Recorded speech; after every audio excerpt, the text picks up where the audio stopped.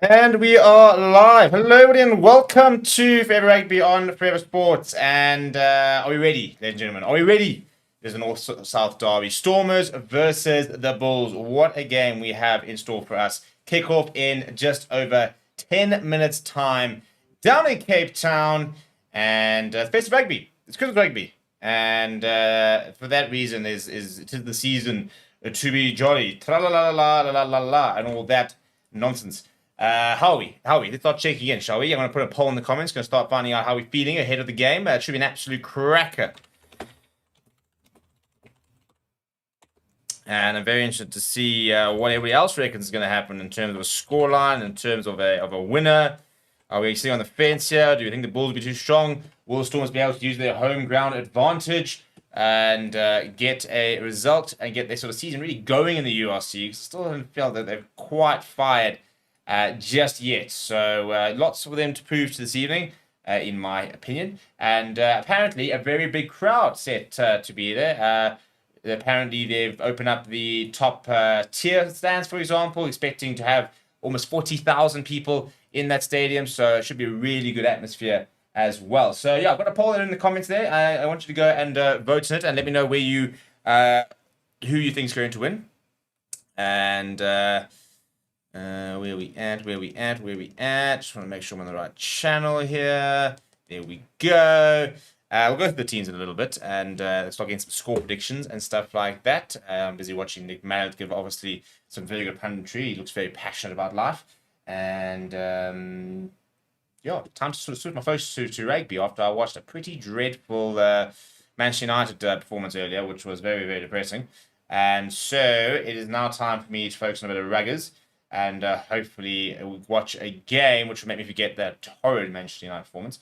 So yeah, I need these guys to sort of clutch up and do that for me because yeah, I'm not going to be particularly impressed if I have to watch a really, really boring game now. But I don't think it will be. To be honest, I think that if you look at the teams, look at that crowd. There we go. I have a look at the stadium here. It looks like one block has obviously not been sold, but yeah, it looks like a decent crowd in. Lots of Bulls flags, lots of Stormers flags in there. Yeah, all the various stands are open. Looks quite windy over there, judging by the blowing of the shirts of our pundits over there down in Cape Town. And second last game of the year for our South African franchises. It will be Stormers versus the Sharks next weekend. So this is the last game of the year for the Bulls. And a perfect opportunity for them really to go into the new year with some momentum and a good result. So very, very keen to see how they go about things today as well. I think that's probably quite important as well. It's not just about getting the result. It'll be interesting to see how they do go about things and whether they can put together a decent final performance and whether they want to try and go toe to toe with the Stormers. You know, we're going to see that Bulls offload game that they're starting to sort of be known for. Are they going to be a bit more conservative, for example, keep it a bit tighter? It'll be interesting to see exactly what the tactics will be for the Bulls for this game. And we'll go through the teams just a little bit. Lots of Springboks on offer, for example. So it should be an absolute belter of a clash. And I'm hoping lots of tries. I know a couple of guys that are at the game. They're very much looking forward to it. So hopefully it's a game that does live up to the expectations, up to the hype. Because yeah, it's such a big match, isn't it? It's the biggest match in the country. This rivalry, this sort of the North-South derby. There's no quite fixture that's quite like it. So yeah, I'd really like to see a game that is worthy of such a title. But yeah, let's look at the team, shall we? And I'm just busy putting them up over here.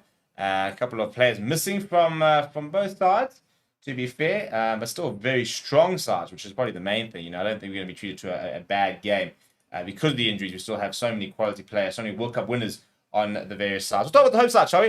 In the front rows, Dees Tolle, Joyce Berber, and Italy Bashir will pack down. They'll have RJ Smith and Ruben van Heerden behind them in a pretty solid tight five. Obviously, you've got the likes of a Frans Maherbe who'll come back and add to that, and Sam Murat eventually as well. But apart from that, pretty full strength.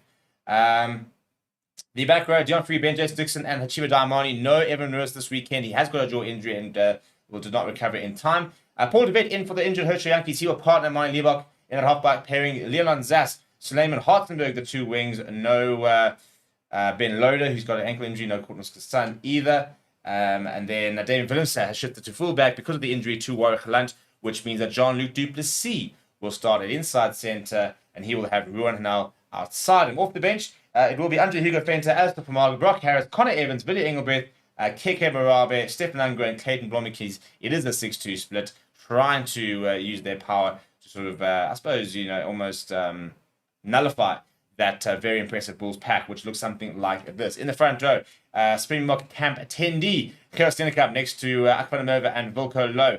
Janko Swanepoel, Renan Ludwig, the two young locks in the second row. It's probably the big question mark over this Bulls side is a lot of injuries to the second row, and as a result, the two youngsters having to do a lot of heavy lifting at the moment. And then you listen to this loose trio, and it is Marco Verstappen, Albert Low, and Cameron Hanekom. What a loose trio that is. In Bruce Appeal will partner Johan Goosen. That should be a fantastic battle between Johan Goosen and Martin Liebach. Two wings, Kane Moody, Kurt Lawrence complete a All-Springbok back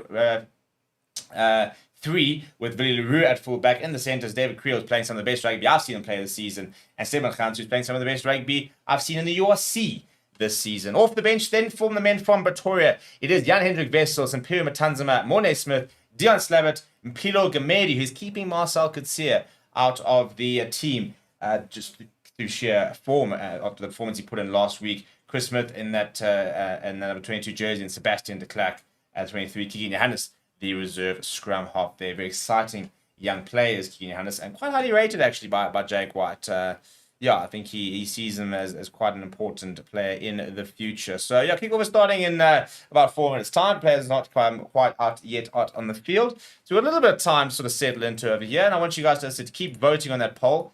Let me know where you're watching from. I want to start getting some score predictions in. And let me know who you think is taking this game and who you're supporting, really, who you'd like to see win this game.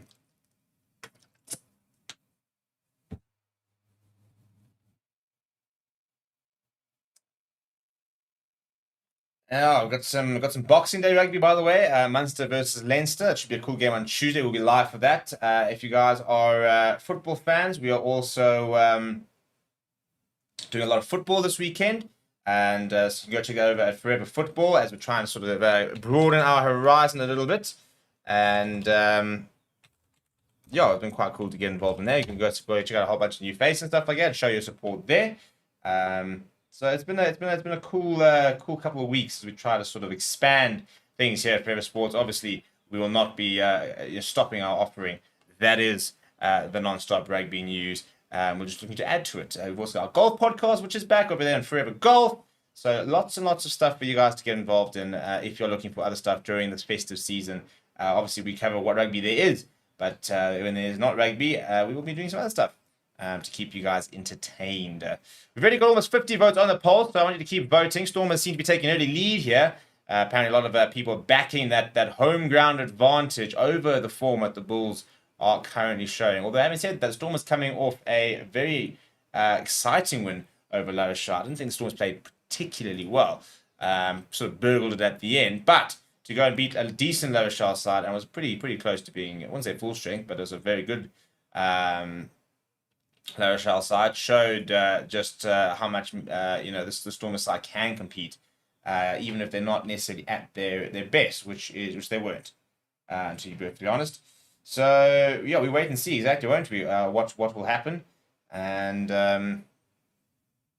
then we get to go into the festive chair. No rugby tomorrow. This is the final day of ruggers, I suppose, before Christmas. We will obviously have some post-Christmas ruggers, as well as some New Year's ruggers. Well, kind of New Year's rugby. Next week Saturday, it'll be a Stormers versus Sharks game. Nothing on the 31st, and I don't think anything on the 1st as well. Let me check this URC website and see if there is anything on the 1st. If there is, then obviously we will be covering it. Here come the Bulls. They'll be bringing their alternative ship, which is white with the blue on the top there. Albert Lowe will be leading the side out. Right, so earlier, by the way, we saw Benetton beating Zebra, but not convincingly. 31-24, I mean, by 7 points. But again, Zebra, once again, is finding the way to score points, finding the way to stay in games. Tuesday, by the way, we've got a lot of interpros at the moment. So the two Welsh derbies and Cardiff versus Dragons at 5 o'clock. Scarlets versus Ospreys at 9:15. Munster versus Leinster at Hoppers 9. And then I think it's a catch-up game, or it's a game on like the 9th, for example. Saturday, the 30th of December, is quite a lot of. There's 3 games. There is Benton versus Zebra, the return fixture. Edinburgh versus Glasgow, Stormers hosting the Sharks. Then Monday on the 1st January, it's Connacht versus Munster, Ospreys versus Cardiff, Dragons versus Scarlets, and Leinster versus Ulster. So plenty of rugby in the next 10 days from a URC perspective. So yeah, well, as I said, we'll be live some of those games as well. And I think the Lions and the Sharks get their sort of season back underway, and the 6th of January, that technically is the 8th round. And then there's a bit of a break, for example. There's Six Nations creeping up. There's EPCR competition, so things will get quite hectic in sort of the new year with different competitions, internationals, and all the various things. Stormers have run out, being led by Dion Ferrari, World Cup winning. Dion Free, not World Cup winning captain, although he did captain the side in the latter stages of the match. What a moment that was for him.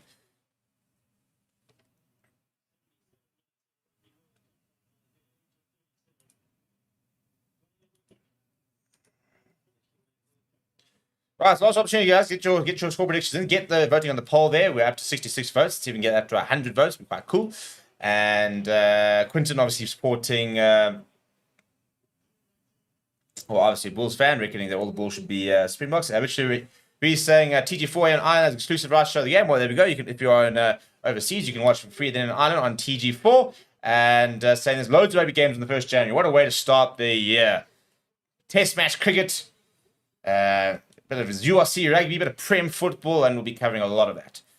We do have kickoff as Jan Persson gets us underway, going down the middle of the park. It's a tester for Damien Willemse, who is up to the test. He is brought down by Renard Ludwig. Solid start for the Springbok fullback. He was shipped to 2 fullback today in place of the injured Watchalong. Moileba going to the boot down that right-hand side, and Hartzenberg has actually overrun that. It's gone out. It will be a line out for the Bulls, but it wasn't particularly... No, in fact, it's taken a touch off the Bulls. It will be a Stormers line out. Amy Barrett-Teron pointing the way of the home side. So, we're getting that slightly wrong there, a couple of the Bulls players, as well as Kurt Lawrence. So, a good start now for the Stormers. Early set piece for them. Very important, especially for someone like Joseph Drebers, to get that first line out. And, well, they do go short, and they manage to win. Moileba once again goes to the boot there. And it's a chase on Villiers Leroux. He said hard by Ruin now, and Jean-Luc Duplessis couldn't say, no, he just doesn't like the Stormers. Oh, well, fair enough. And season greetings to you as well, Hugh. Welcome. Nice to see you. Hope everybody is in the spirit of the season to be hot if you're in Johannesburg, and jolly if you're anywhere else. Although we'll try and be jolly in our hot weather over here. Good take there. Turn of a Boyer, by the way, for the Bulls after the kick chase. So Ambrose Pierre now going to Gerard Steenekamp, who is looking to try and make some impressions as he tries to sort of put a hand up for potential box spot next year. Jan Christen going to Villiers Leroux to the cross kick onto Kurt Lawrence. That's slightly over. Well, actually, I think Kurt Lawrence has actually gotten that slightly wrong more than Villiers Leroux. But nice solid start here. A couple good lines, a couple good set pieces, some nice tackles, and really a bit of variation. See Moileba going to the boot twice, lifting in the air. Obviously, something that they reckon they can see in this. Villiers Leroux going with the cross kick, noticing that Stormers are quite narrow. That was a good take by Villiers Leroux. Right, and now it'll be a Stormers line-out. We've got a bit of a break in play. Somebody's receiving treatment. It looks like Ben Jason Dixon, the last kind of person that they really would like to get injured after. Evan Lewis is also missing the game. And I'm a big Ben Jason Dixon fan. If you've been watching the stream, you'll know that I really do rate this guy. I think he's got everything. I think he's a hard worker. He's good physicality. I think he's still quite young, so he's got time to get better. And I think in you see the top 100, his defense is mental. Kind of reminds me a bit of a Peter Steph Toy back in the day. Obviously, you're never gonna say somebody is another Peter Steph Toy, but you look at like his tackle stats in certain games. Bit of a messy lineup, by the way, and it's a penalty, in fact, for the Stormers. That's for deliberate knockdown there.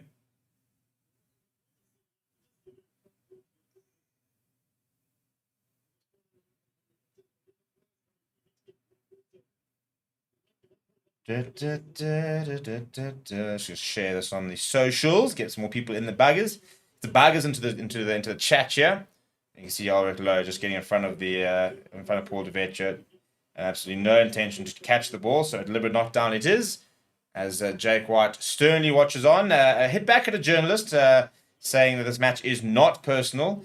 despite how they have struggled in it in recent times. 6 games on the bounce, the Stormers have done this. Bit of a sketchy line that for the Stormers, and Paul de Vet eventually manages to get away to Sneem and Hartzenberg, just shy of the 22.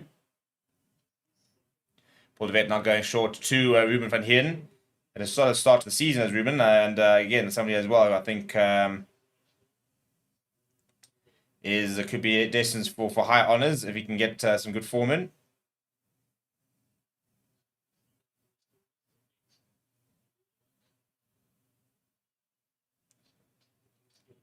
So still with the Stormers, just outside 22. RJ Smith, big man, RJ Smith.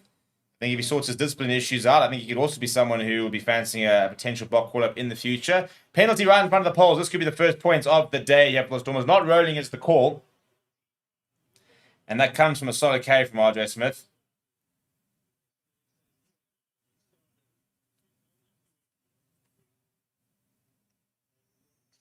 Right, now let's see what is the call going to be here from the Stormers. Going to take the points here, get the scoreboard ticking. What's the chat here? Right, there's all I shared on the socials.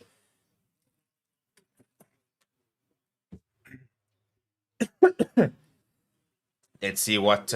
I think they're taking the points here. It would make sense to take the points here. They are taking the points here. My neighbor is called for his kicking tee, which has arrived. So you'll start lining it up. And while he does that, I'm talking about Bit Defender, who is, they've got world-class cybersecurity for your phone, for your PC, and given the fact that we're in the digital area, you don't want your nudes leaked or something like that. So get yourself Bit Defender, keep yourself nice and protected. Link in the description, offering you world-class cybersecurity at ridiculously good rates, by the way. We've got it there. They're keeping us on lockdown, making sure that we're not compromised. Make sure you're not compromised. Go and get Bit Defender. Also, check out BOYLESPORTS. They've got a festive giveaway, by the way, where they are giving away 5,000 Rand in cash as Money Debug adds the extra 3 every week. So you can go and get involved in that by getting yourself a BOYLESPORTS account. Link also in the description there. Right, first blood to the Stormers. Bringing up 3 points there via the boot of Money Debug. Solid start here for the home side. That'll get the home crowd, which does look very good behind them. Oh, that's just a home crowd there. The half Gauteng is in Cape Town, so it should be a reasonable amount of Bull supporters. Good take that from Johnny du Plessis. Almost looked like a high tackle from Kevin Harnekom, but nothing from Marius van der Vet. And Paul de Vet now going to achieve a Diamani. It's good, like, oh, that's a nice carry. It's a very good carry from Diamani. Sporting a very normal, sort of low-key haircut today, which is interesting. You usually have, something a bit of purple or something. And Paul de Vet's going to go to the boot, and he's lifted that not particularly high, not particularly far. In fact, that's almost a big mistake. Comes back off of Kane Moody, and no, it wasn't touch and untouched in the full, so we'll go back to just outside of 22. It is a mistake from Paul de Vet. It will be a go away. It will be a lineup for the Bulls. They try to take it quickly, and I'll be told to bring it back. So, first opportunity now for Akka van der Merwe to get his hands on the ball and find his jumper. Renard Ludwig, probably somebody who they'll be looking to try and hit here. Other options, Albert Lowe, for example, Cameron Harnekom, and then obviously Janko Swanepoel will be jumping in the front of the lineup in that number 4 jersey. Johnny du Plessis was receiving a bit of treatment, a bit of a messy lineup there, and it's eventually fallen to Wilco Lowe, but it's going to be skew as the call. So not a good start for the Bulls lineup, and that will be a first set piece here as Wilco Lowe is going to have a go at Steve Satole. And Nidli Bashir is going to have a go at Gerst Inekam. Yeah, you can see very clearly not straight, and Rand Ludwig just sort of tapping it back, making it even more obvious how not straight that was.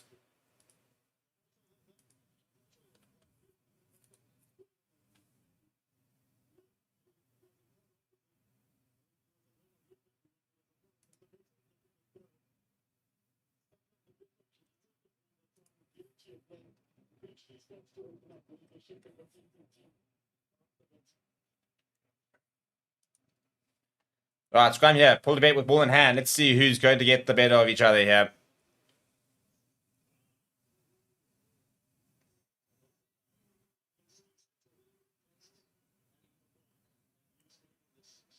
Some pretty decent hit actions. Decent tallest side. Ball's gone down. It's available for Paul de Vet. Go to Johnny du Plessis. Swings it out to Damien Willems. Damien Willems goes into that characteristic grabber down the right-hand side. And I think that's just outside. Or in fact, it could be offside here. I think it's a penalty for the Stormers here. I mean, for the Bulls.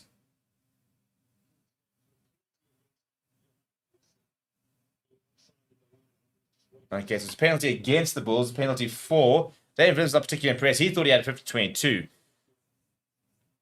So he was actually quite peeved at the penalty itself. But it is a penalty for the Stormers. Jan Goosen offside. So Moin Liebach will kick this down the right-hand side, or the left-hand side, rather. Go to his right boot. He is a man that kicks with both feet. Is Moin Liebach. Just so much sauce about his entire game, isn't it? And kicking that clutch penalty, that conversion last weekend to win that game. That's a pretty good... No, in fact, it's been kept in. But Kane Moody's under a lot of pressure from Leon Zas. No, in fact, it wasn't kept in.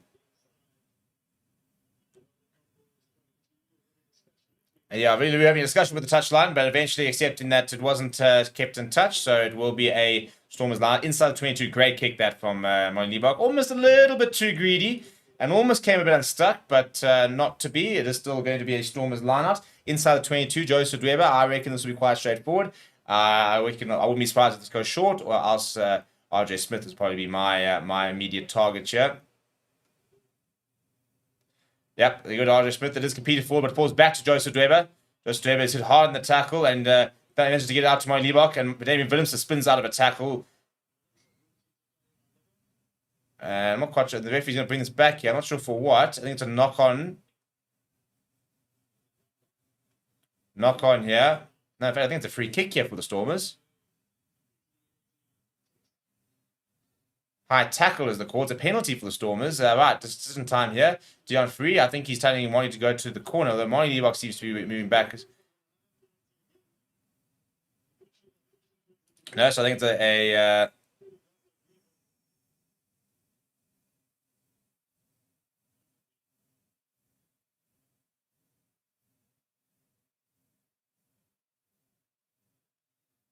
right, to the corner they go. To the corner they go. The crowd behind them.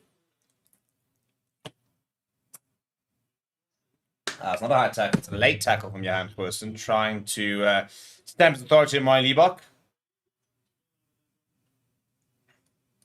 James says, TG4 Ireland only has Gator commentary. Any suggestions? Yeah, what you do is you turn it off, you mute it, you put the watch-along on, and then we watch it together, and you just don't have to worry about the commentary. Generally, that is the only free broadcaster. So if you want to watch it and you don't want to pay for a subscriber, for a subscription service, that's the only option. But yes, it is an Irish language channel. Good learning more this for the Stormers, by the way. It's now come to a stop call, and somebody's come through, and the ball's come loose, in fact. Moin Liebach throws it out towards Damian Willemse. So Damian Willemse thinks about the drop goal.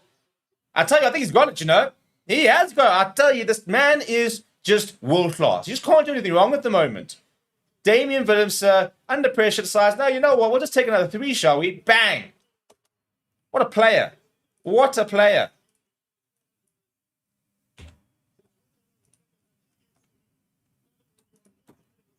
Literally nothing on, so he just decides, well, why not?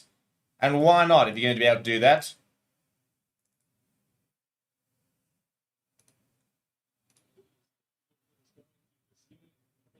He's totally now at the kickoff. There's actually throwing back inside to Kane Moody. Long pass out from Billy LaRue to Jan Goosen. Now, numbers. Jan Goosen delays his pass to Kurt Lawrence. This is where Kurt Lawrence is so dangerous. Comes inside. Steven Hartzenberg completes the tackle with assistance from Ruan Nell. Billy LaRue at first receiver goes to Albert Lowe. Solid hit from Netley Mashiach, but fighting through the tackle is the Bulls captain. Rosa Pierre goes to Billy LaRue once again at first receiver, goes to Wilco Lowe. It's Gerard Steenekamp, in fact. And Rosa Pierre now looks at his options. Billy LaRue calls it down the left-hand side, goes short to Renard Ludwig.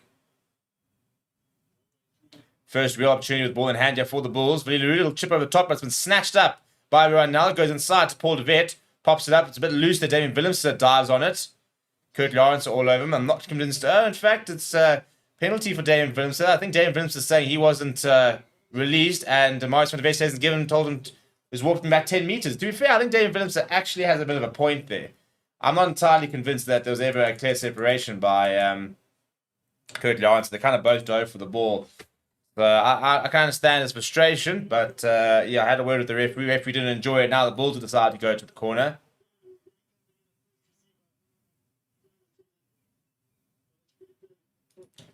Yeah, I suppose. I think Kurt Lawrence never really had hands on the ball. It wasn't really a tackle either.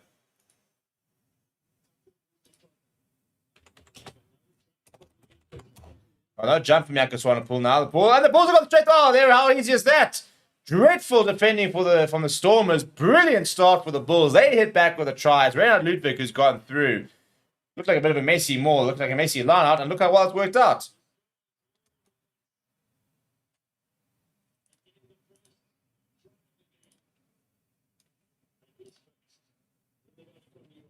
And that's a first try for Reynald Ludwig as well in the URC. So nice big moment for the youngster.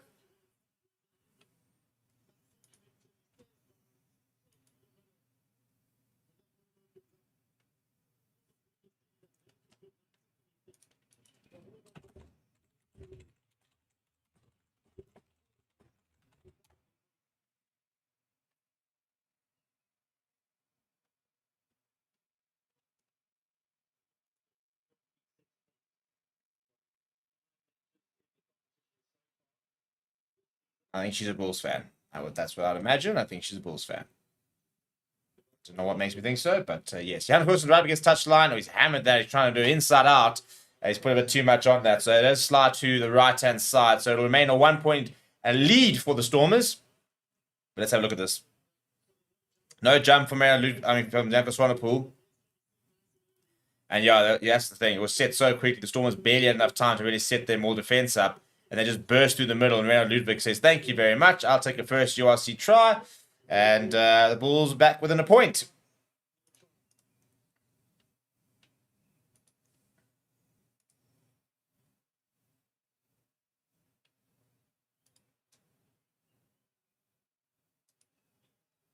All right, the restart down that left-hand side there. Or right-hand side, really, depending on where you speak to. And solid tackle on Ulrich Low, but I think they've kept it inside the 22, so it will be in Bros for Pierre.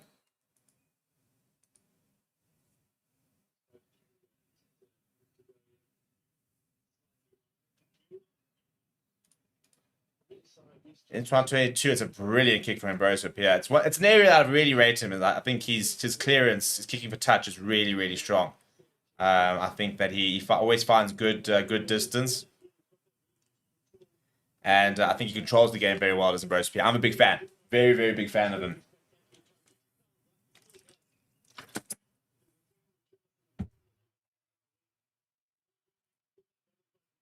Right, Joseph Dweber.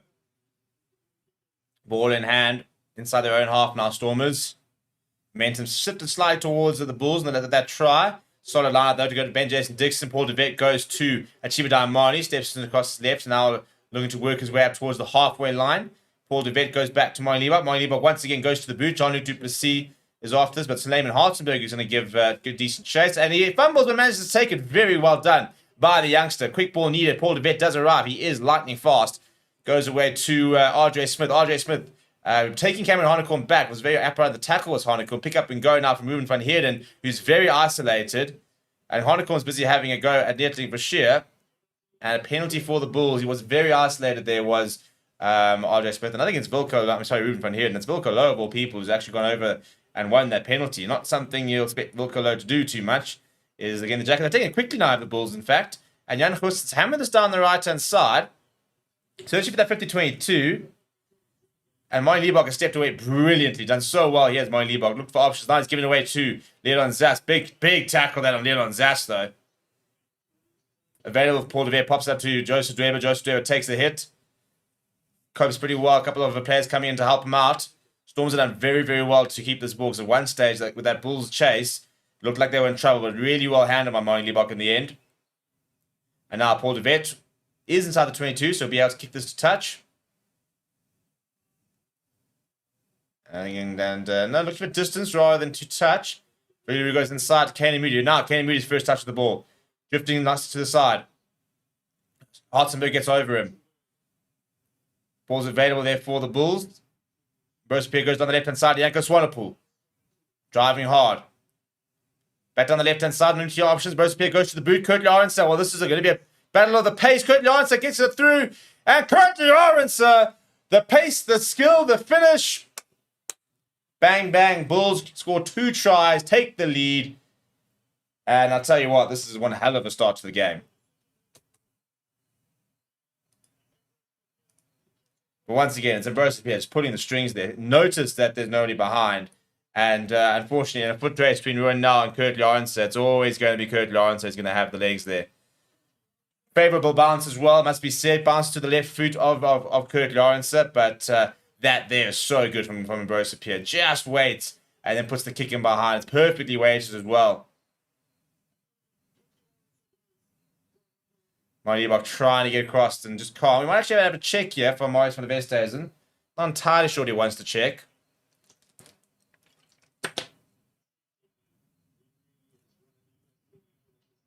No, just wanted a bit of water, bit of refreshments there, does Marius.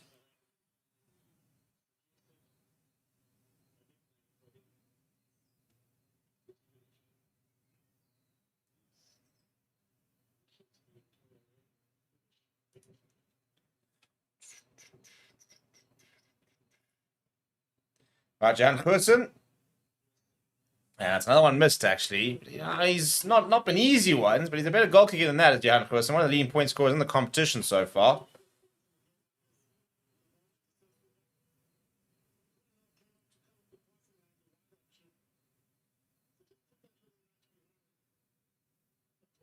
It's a great kick, actually, from Ambrosio Pierre. Well, 16 points in just shy of 18 minutes. We're off to a pretty good start. Tell you what, they can sort of carry this up, then this is going to be a lot of fun.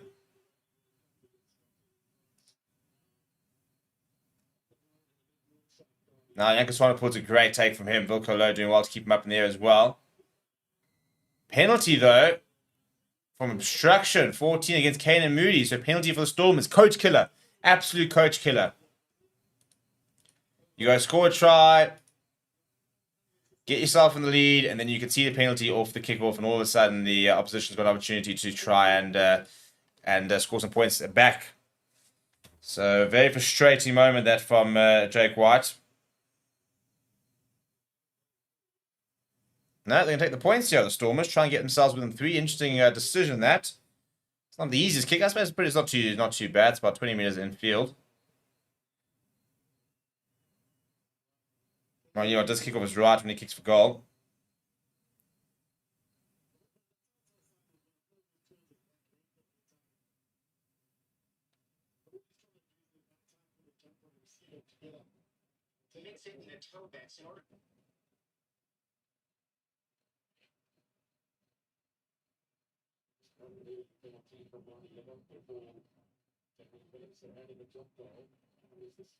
All right, so this to make it a 3-point game.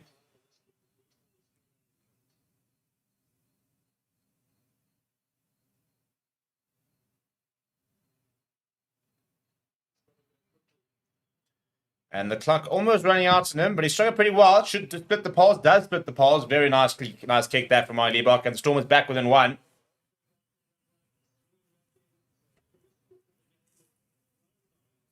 So 20 minutes in, 19 points on the clock. They're scoring at a point a minute. So if they were to keep that up, we are in for an 80-pointer. You're very surprised if that is the case, but who knows?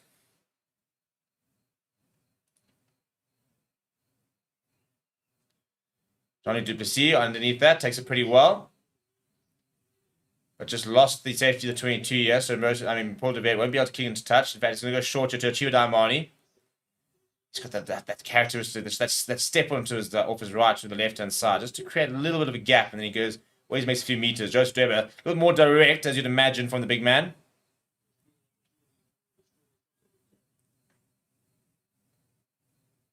Paul de Vet now going to the boot. Chiva Daimani after that. But it's going to be a great take, in fact. I think it's by Cameron Harnicorn. No, it's David Creel, in fact, taking it. Turnover ball here for the Bulls, the 10-meter line. That is Cameron Harnicorn.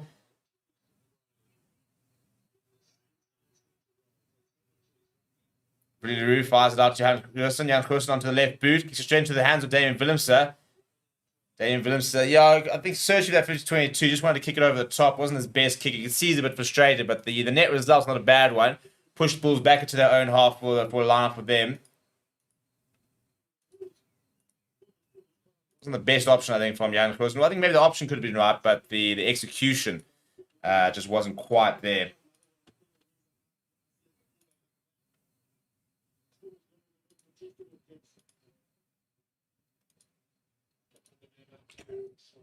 That's a good line there. Hanson will bring it down. But a penalty for the Stormers for obstruction. So, yeah, that's another basic area the Bulls shouldn't be conceding. Far too many penalties by them early on here.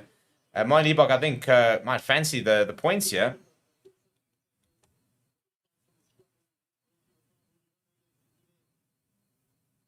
Yep, he's probably kicking T. This could be for the lead.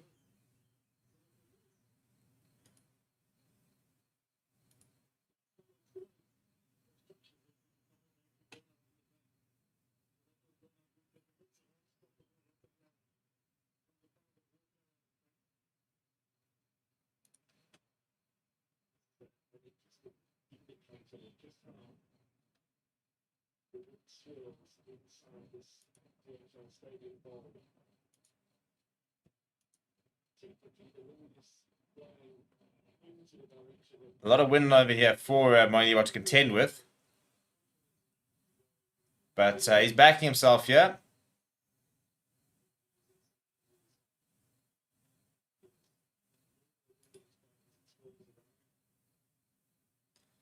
Head down. I think it's sliding towards the left-hand side. It is sliding to the left-hand side. So miss out there to the Stormers. Are taking the lead. Kenny Moody comes away with it. He goes to the boot. Very, very good kick as well. Lands just inside and then rolls out. So he's managed to push the Stormers all the way back into the Stormers' half.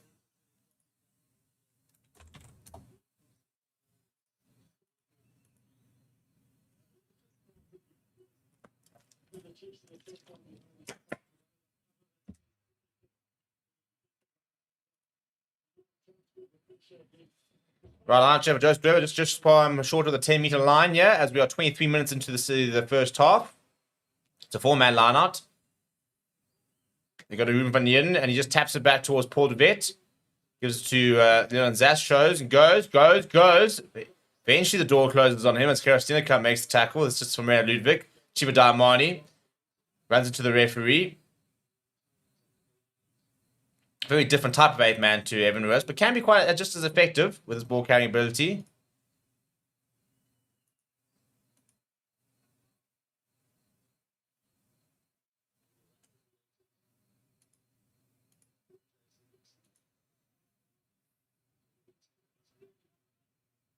Okay, Moody's fumbled that forward, I think, but it's to come back to the Stormers side anyway. Nettling Bashir. Oh, cheap as me. It's a big hit on Nettling Bashir.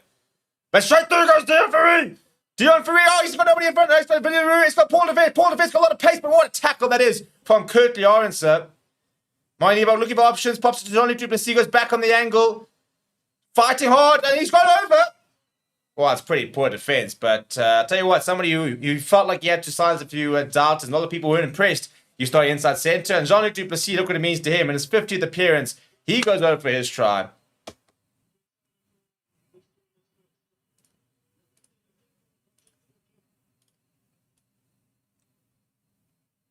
Oh, and that's going to be a red card as well.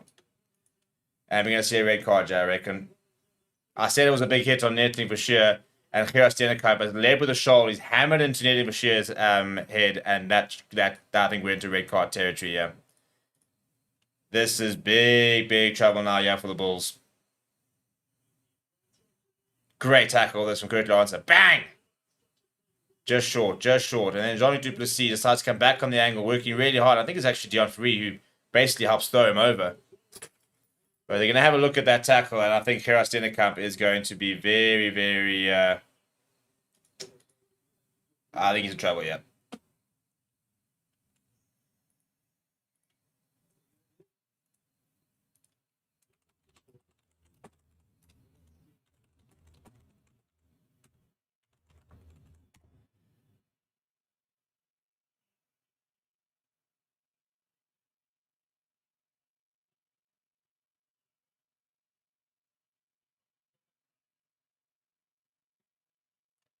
Okay, he's gonna get lucky here with a significant change of height. I'm not sure it's that significant, but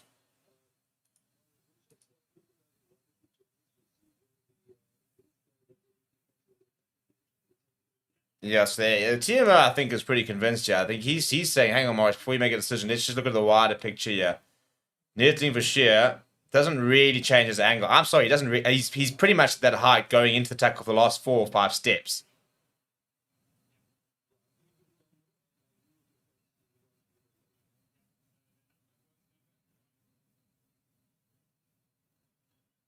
Yeah, that is number 1. Now, what are you going to do?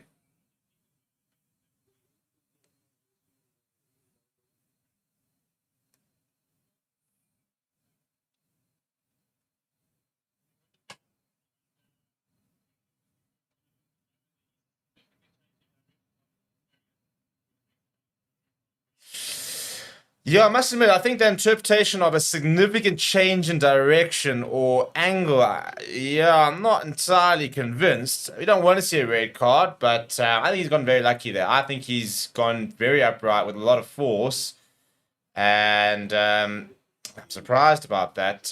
But the main thing is the Stormers have scored, and they've added the 2 extras as well, so well in the lead now. Yeah, I mean, Dion Free just dragging Jean-Luc Duplessis over as well.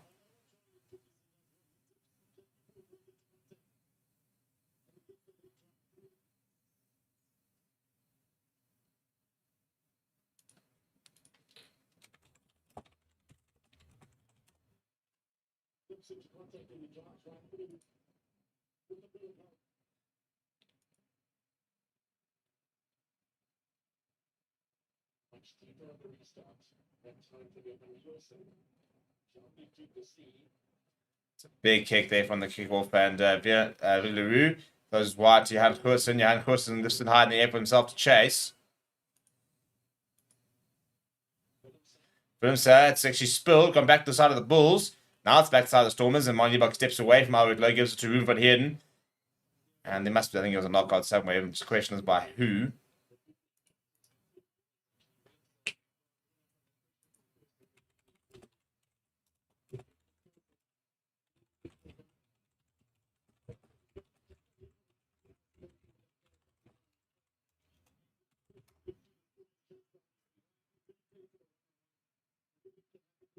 Yeah, it's a knock on there from Reinhard Ludwig. So now Spearman Tansman has to come on because they need a scrummager. So who is going to be sacrificed? It looks like... Who's been sacrificed here? I'd imagine it's Marco Verstappen. Yeah, I tell you what, I haven't seen Marco Verstappen today. Had a very, very quiet game so far. I'm going to end the poll there, by the way, and we're about halfway, almost 30 minutes in. So I asked who's going to win. Stormers just winning that poll with 50% of the 329 votes. I need another poll. If you have any suggestions of the poll, put them in the comments, please. And let's chat about what the next poll could be.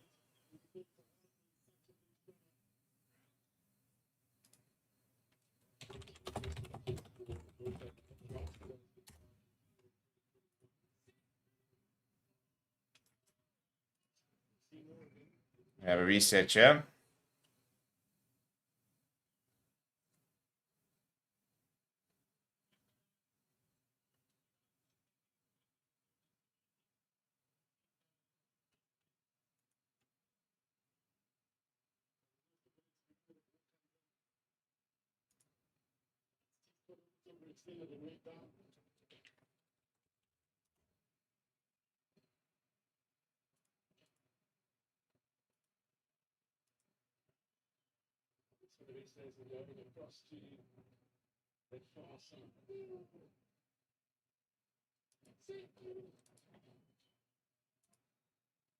Big scrum that from the Bulls. I mean, from the Stormers, rather. Penalty advantage as well here. And Paul DeVette uses it, goes to Money Libok. Oh, the hands from Ruben Null. Leon Zass inside, getting away from Kane Moody as well. Still going as Leon Zass. Oh, it's been pickpocketed by Bosa Pierre, but there was a penalty advantage. I mean, he read that like an absolute book, by the way. An absolute book. Thankfully for them, there was a penalty advantage, but that's been brilliant. That was brilliant from Bosa Pierre from a reading perspective. In fact, offside is the penalty. I don't think it's actually against him.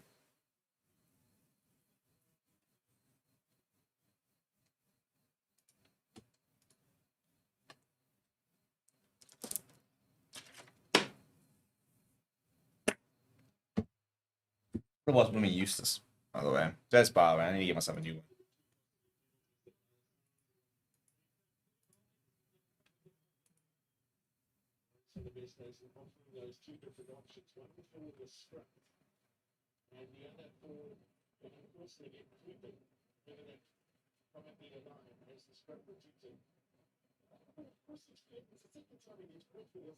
Oh, so Johan Hurson once again, by the way.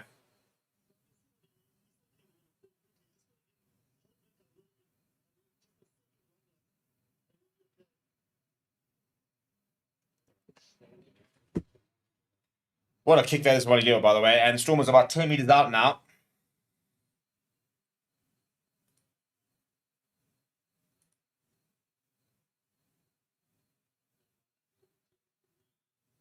Joseph Weber goes to Ben Jason Dixon. Didn't get that high, but it's worked out. And they're looking for the rolling more here.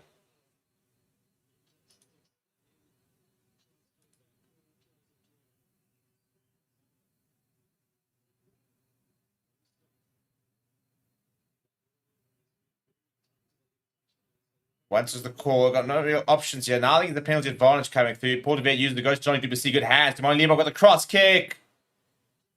And that's far. Oh, I'll tell you what. We're going to have a look at this. He reckons he's got it. Billy LaRue's not convinced. We're going to have a check. This could either be phenomenal or it's out. It could very well be phenomenal.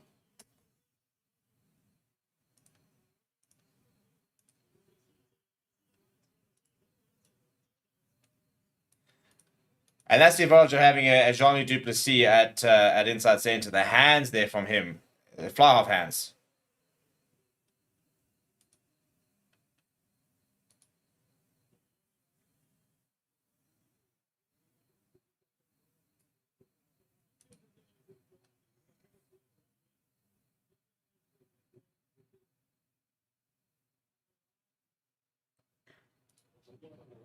Yeah, foot on the line.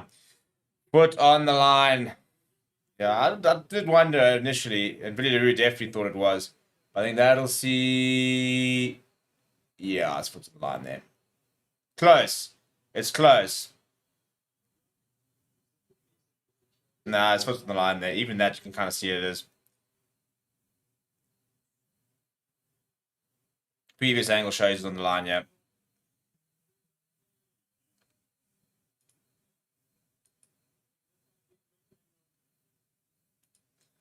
This is the angle you want to see, and you can see quite clearly, bang, he's on the line.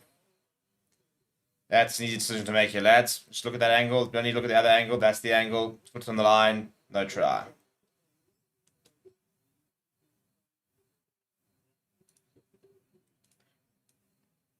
Pity, because that would have been a phenomenal try.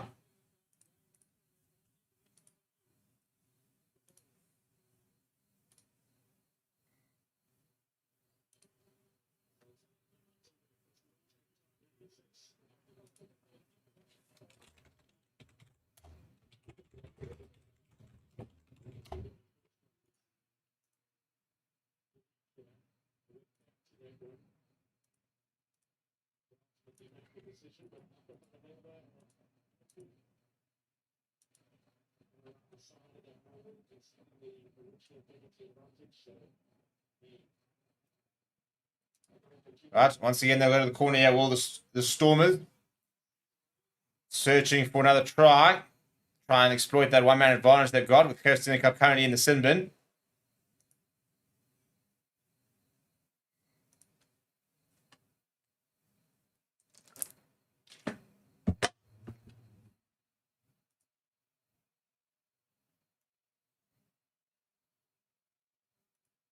Good line. There goes Ruben Van Heerden.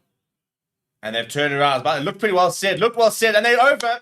That is power. Raw power. And it's Dion Free, the captain.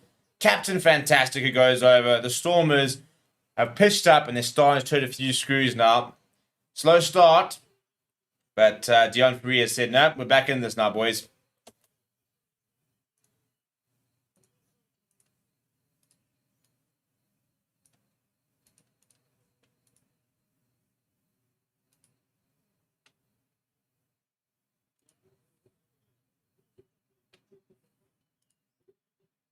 Yeah, you could see, I mean, just from the entire lineup, when they went down, you could see how much better set it looked.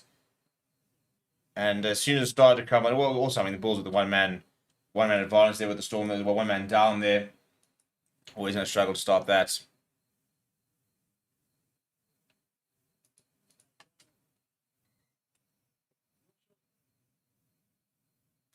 Oh, actually, is there yet something to look at?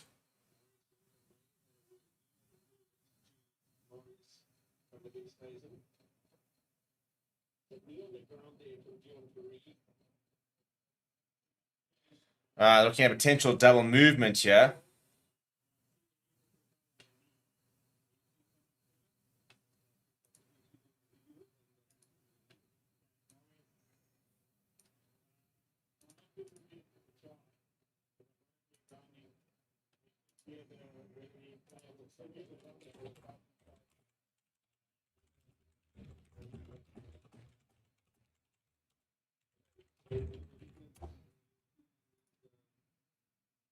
There's a knee on the ground, yeah, so that's what they're looking at. They're looking at potential double movement.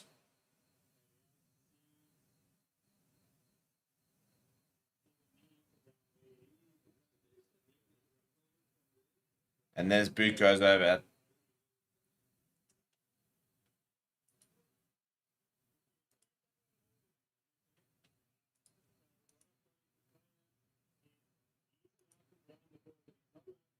Yeah, so I think it's going to be double movement because you can't launch off your knee. Once your knee hits the ground, you're down. So yeah, you can place, but you can't propel yourself further on to try and get to the try line, which is I think what's happened here.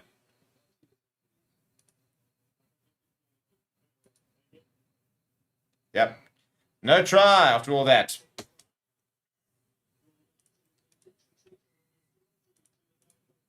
So the penalty for the Bulls this time, and they will be able to survive.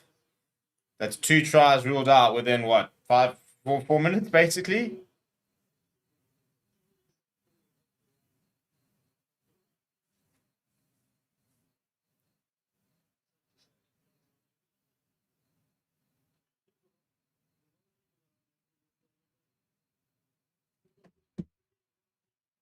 All right, 7 minutes left on the clock. So it'll remain at 16 points to 10. Game very much in the balance here. Would have been quite an important try, that actually.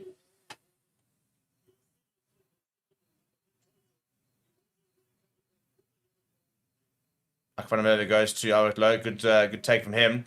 Now the Bulls turn to try and get a rolling more going.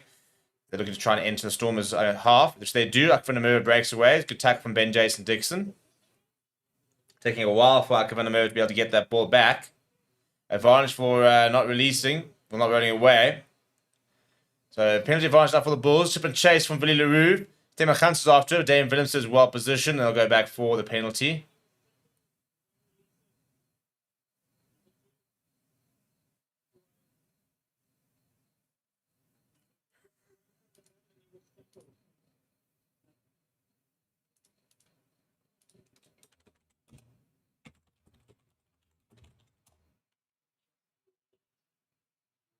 So they so far done pretty well actually with Heraclina Cup in the sin bin. You have the Bulls.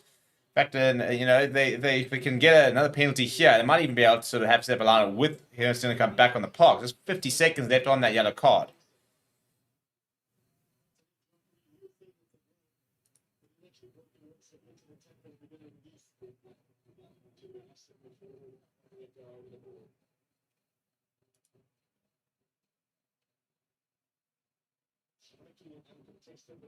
Kenny Moody off the back of the line there. Dion Free trying to get over that ball.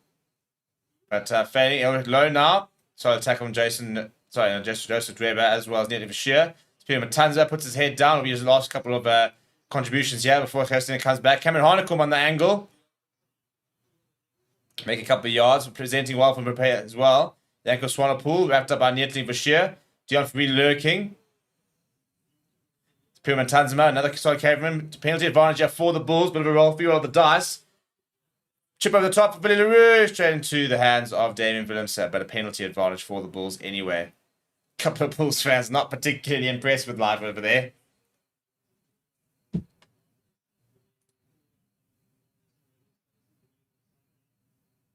Just Smith Joseph Dweb apparently in at the sides. What there's come up.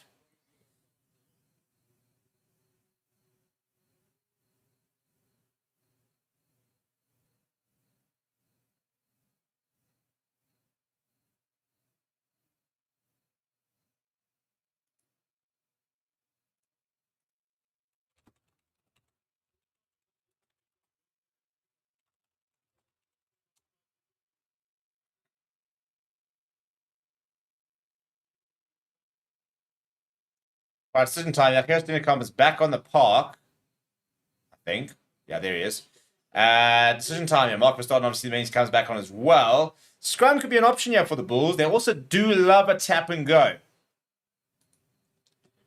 So tap and go could also very much be on the cards here.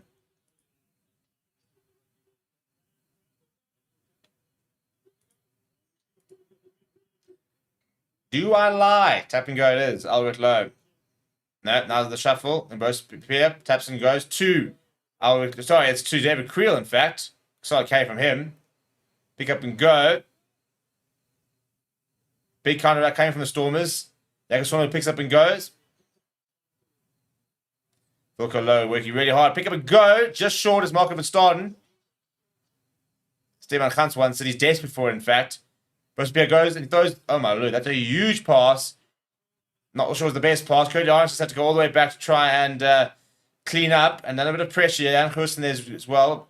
Now Rosepier eventually rocks up. Wasn't his finest moment from Rosepier. Goes to Villaroo. Bulls well back inside their, or well outside the 22 now. Have to rebuild all that momentum. Rosepier goes to Villaroo pretty flat on the bounce. Goes to Leon Zeth. Pops out of David Phillips. David Phillips sits outside of Kaden Moody. Goes to the boot. He can chase him. Moody will have the pace, but David Phillips is after him.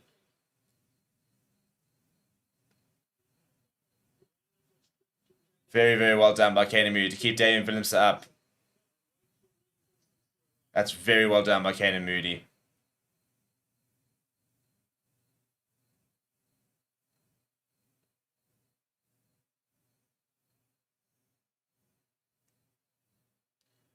Burst appear. Bulls all the way back inside their 22.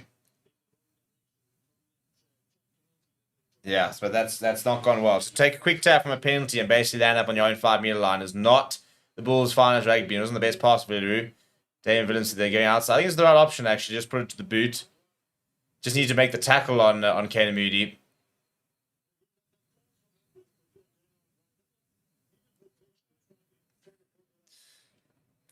So Storm is still a bit of momentum here with 3 minutes to go. They've got a line out just past the 10-meter line, so it's pretty well placed. And they go short once again. Steve Satori goes to Paul DeVet. Paul DeVet's been caught on it and bundled out.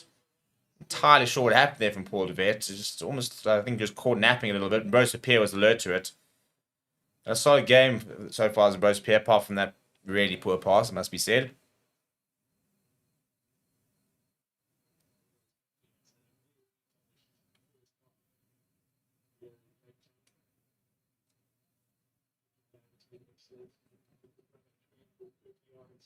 Alright, Acker goes to Reinhard Ludwig.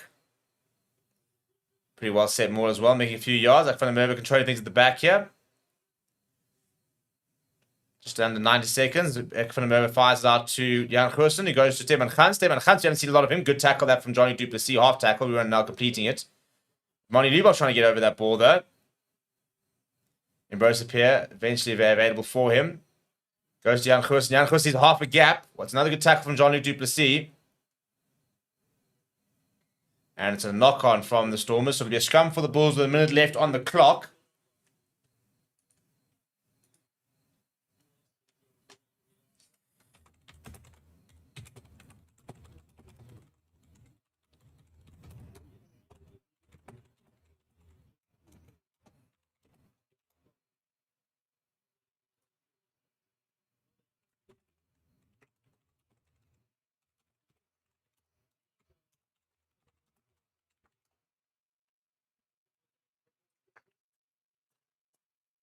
Bit of a blood nose there from Johnny Duplessis. Tell you what, as I said, for somebody who gets a lot of flack to Johnny Duplessis, he's not the most exciting rugby player. He's a solid player. You know, he's not. I don't want to say anything special because that sounds very harsh. He's not blockbuster, I think is maybe a good word. Like Monty Liebach when he's on song is blockbuster. Jan Goosen when he's on is blockbuster. Johnny Duplessis is solid. He just does everything well. He kicks well, he tackles well, he can distribute well. So he might not always set the world alight, but I've been very impressed with what I've seen from him today. He's putting his body on the line. Was putting his body on the line. Now Clay Blomkeys has come on, by the way. So that's going to be the end. I think he might go for an HIA there. So this will see Daniel Bennett into inside center, which will help the Stormers in certain ways. Yeah, you can just see, just launched himself into the forearm of Jan Goosen. It was a good tackle in the end from Johnny Duplessis, but feeling a bit groggy afterwards. So I think he'll go out for an HIA. So Daniel Bennett will shift into inside center now, which is still where I maintain I think his best position is.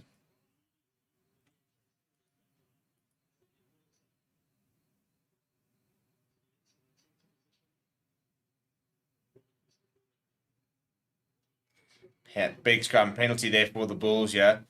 So 25 seconds left on the way to kick the hurler down touch and have one last go at the Stormers. A converted try would see the Bulls go into half-time with the lead. So it'll be a really good time to score here. Keep this game nicely in the balance.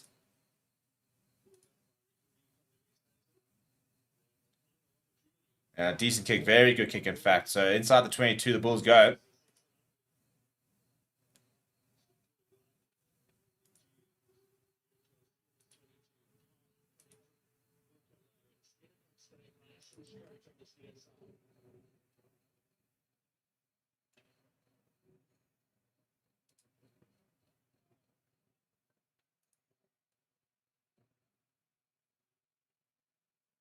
Good take that from Cameron Honecker. Pops it up to Ambrose Pierre. Ambrose Pierre fires it out. David Creel.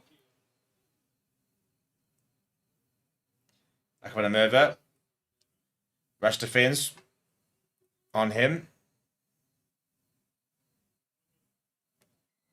And a penalty knock on, I think. So I think that'll bring at the end of the half. It is the end of the half. Right, well, what a first half that is. 16 points to 10. Just 6 points in it. The Stormers had 2 tries ruled out. Very, very important to remember that the Bulls went bang, bang. The Stormers had to sort of get back into things. A very impressive 3-pointer from Daniel Williamson. A little clutch drop goal. It looks a pretty full stadium over there. It looks definitely about 40,000 people over there in the DHL stadium. Looks like a nice crowd as well. Table Mountain in the background with its tablecloth. So the perfect day of rugby. And so far, a very watchable game. We'll see you guys very, very shortly in a bit. Please don't go away. Please do smash like on the video. Subscribe to the channel if you are new as well. And I'll see you guys after halftime.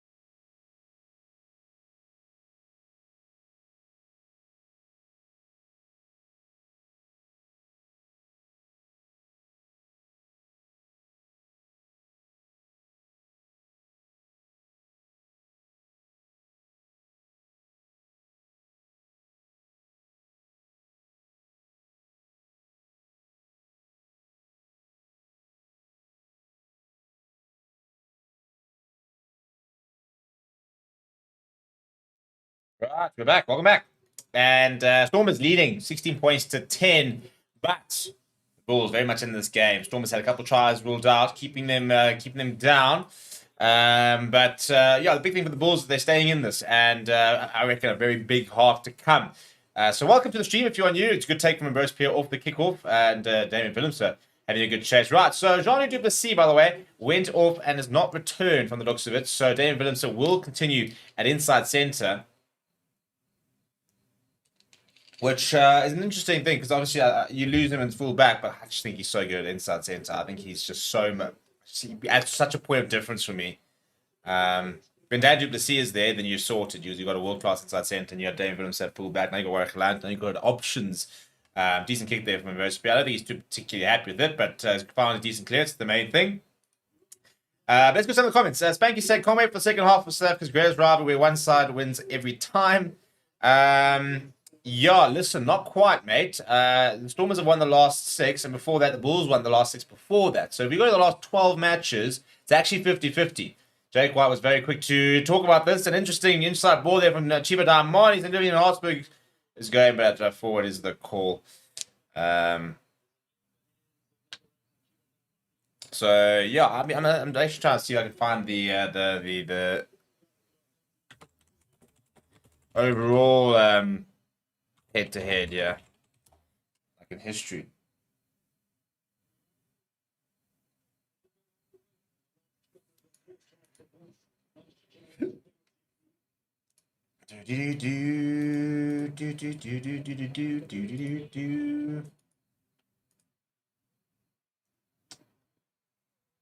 Right, really like to see if I can find a complete head to head.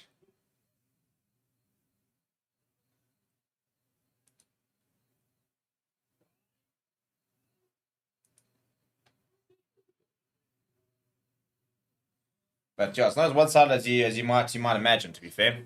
I think it's very much ebbed and flowed. That's a big scrum from the Stormers, and Ambrose Pierre managed to get the ball away. Billy Rue goes to Curtly Lawrence, so good tackle from Sneha Hartsman. Ball back inside to Ambrose Pierre, though. Good backing up by the scrum off. Down the left-hand side went Cameron Honeycomb. Almost thought he saw a half gap. Ball's available for Ambrose Pierre. He goes to Marco van Staden. Good tackle on him. Ben Jason Dixon there, as well as Ruben van Heerden.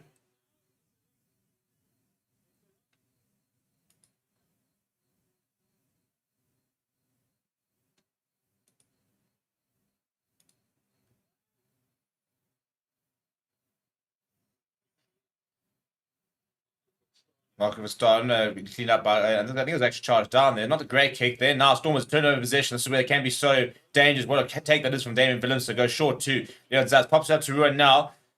Ruan now. It's got Leon Zaz inside and decides to hold on to the ball though. And that's very much off his feet, mate. Yeah, nice try. Nice try. Hands past the ball as the call on Albert Lowe. I also don't think he was on his feet. So I don't think that was too significant. But yeah, so it's pretty slow start there so far in the first couple of minutes. Yeah, Monty Bug is called for the kicking tee. He's going to have a go. Try and get them more than a converted try distance away from the Bulls, which is not a bad idea. Also about momentum. Get the first half going nice and strongly.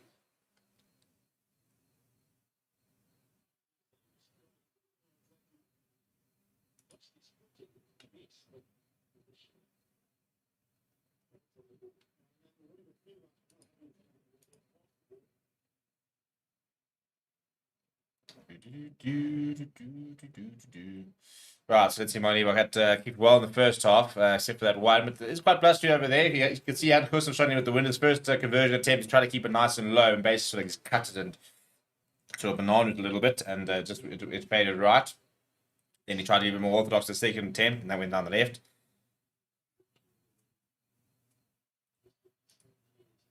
So Monty Leibach, much better win from the looks of it for him, and he struck it pretty well. And yeah, that's not moving at all. That's straight over the middle. Much better kick that from Monty Leibach. He struck it well so far this evening, but the win there not proving to be as difficult as previously. So Stormers get the first points of the half on the board. 19 points to 10, open up a 9-point gap. So Bulls will ideally want to be the ones to respond to that, or else this game can get a bit away from them if the Stormers are the ones that score next.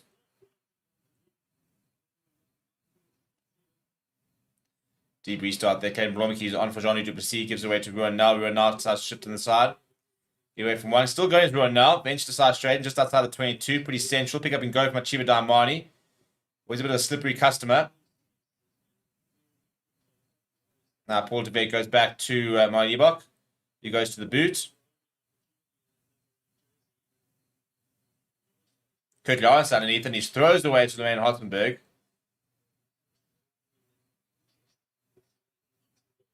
Good tackle that on Reynald Ludwig. Bulls going back to basics here. Now they go to Billy LaRue.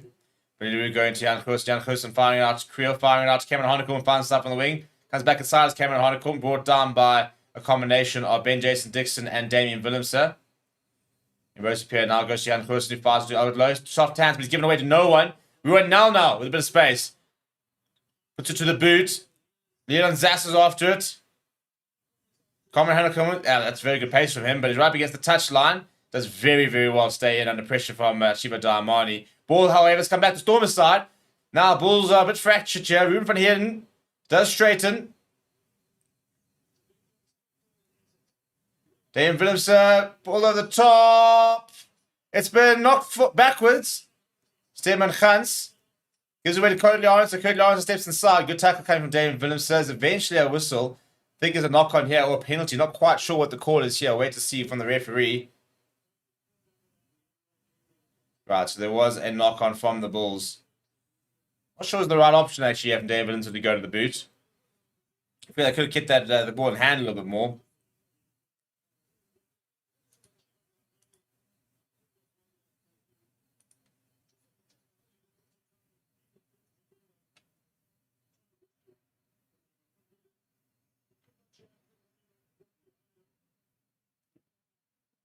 I said, not sure it was the right idea. I think if you just drift the sliding ball and Cam Blomikeys, they could have created a bit of a 2-on-1 situation there. But Charles goes begging. It will be a bull scrum just past the 10-meter, 5-meter line. He has an interesting sub. So the big Impilo Gamedi comes on for the Bulls. Interesting to see who he's replaced. He has replaced Cameron Harnacle. Not sure if that's an injury. Nope, he's running off as Cameron Harnacle. So that's tactical. So looking to probably manage the minutes here as well. Got to make sure you're going to protect the youngsters. Not that he's going to play for another 2 weeks. But Pilo Gamedi was very, very impressive last week for the Bulls and has been awarded with another opportunity.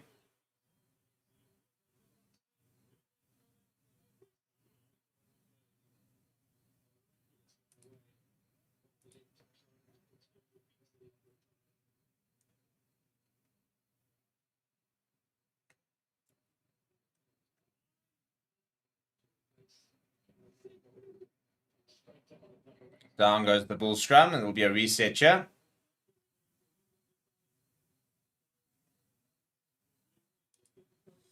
Stormers have actually had the better of the Bulls. I think. I don't think we've actually had a scrum penalty as such yet, but Stormers have definitely had the upper hand when it's come to sort of any dominance in the scrum.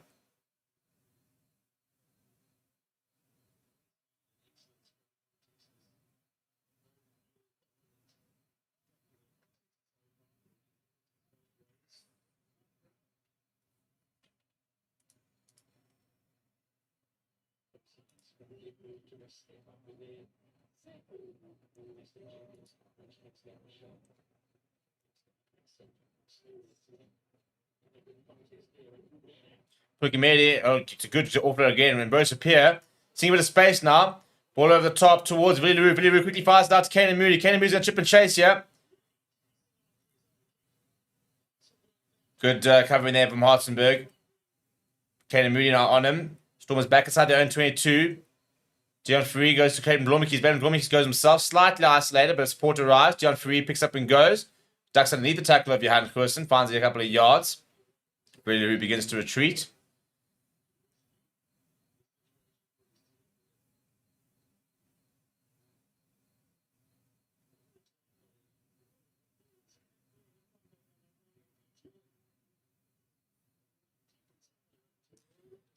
Stormers trying to run the ball from outside their own 22. Not sure this is the best tactic for them. Paul DeVette digging for it.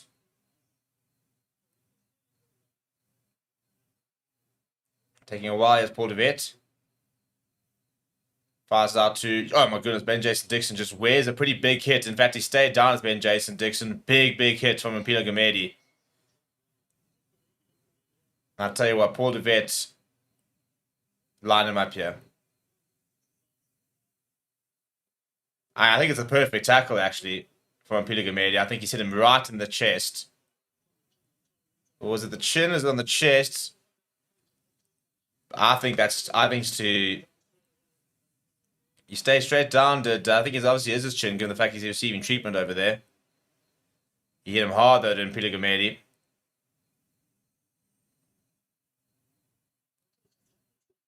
I think we are going to have a look at the tackle here. It'd be very unfortunate for Mpilo Gamedi because I think he was about 2 centimeters away from literally what the perfect sort of hit in that chest area.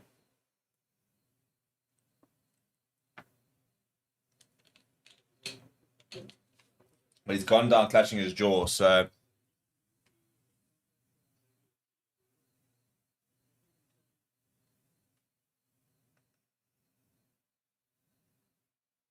Yeah, in terms of significant change, that's pretty significant.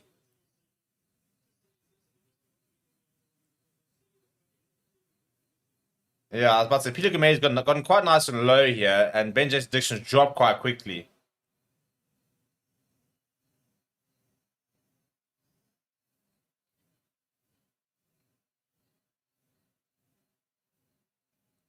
Yeah, it's definitely a change, a big drop in angle. And Peter Gamedi's actually got him with a very good technique here. He's got him pretty low. So he has caught the jaw.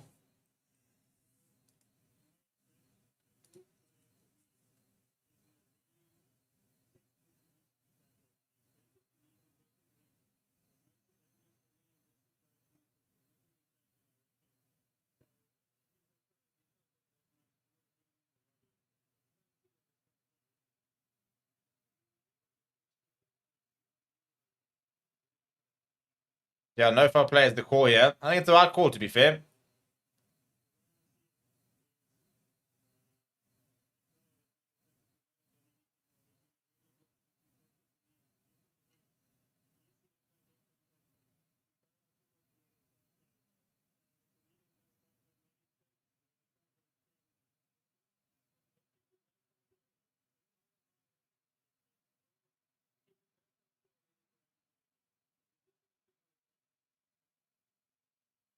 Yeah, and fair play to Dion Free. You know, issue with that? He asked the question. He said, "Is it not just at least a penalty?" He said no, because there's no foul play.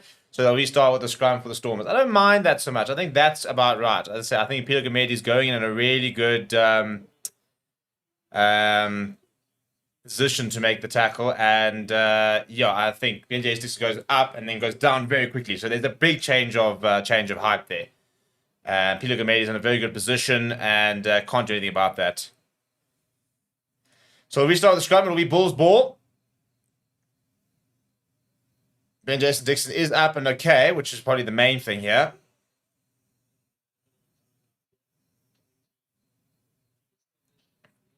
Almost 10 minutes into the second half.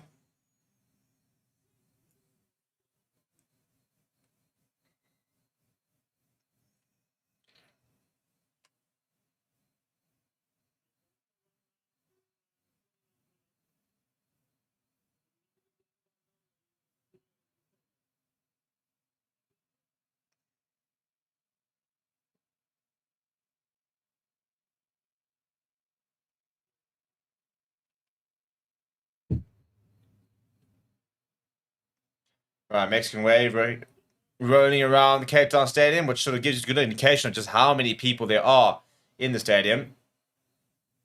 But yeah, it's been nice the second half can just sort of pick up a little bit. That first half was very exciting. The second half's been very sloppy. Peter Gamedi comes off the back. Good take from him. Good carry from him. Ambrose Pierre gives inside to Janko Swanepoel. His opposite number, RJ Smith, makes the tackle. Now down to the left-hand side to Wilco Low.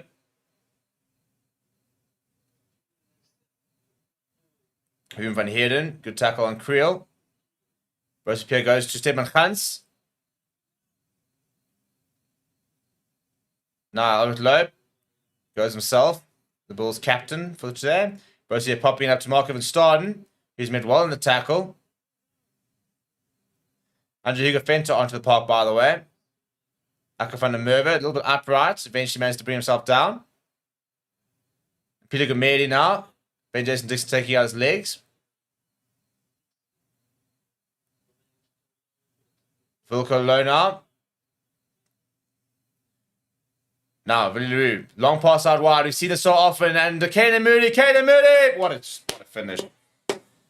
But it's the assist king, Billy LaRue. They suck the players in, they create the space, and then as soon as you see Billy, that textbook long pass over the top, you know a team's in trouble. And Caden Moody gets the first try of the second half.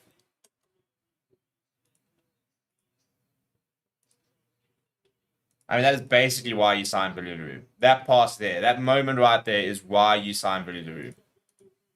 Because he can do this. See, couple of phases, and then all of a sudden, Billy LaRue makes that call. And then bang, long pass out wide. Zas has no chance. It's looping straight into Caden Moody. Caden Moody just dives for the corner, makes sure he gets that ball over. It was uncontested in the end, but still needed a bit of finishing. But what a pass that is from Billy LaRue.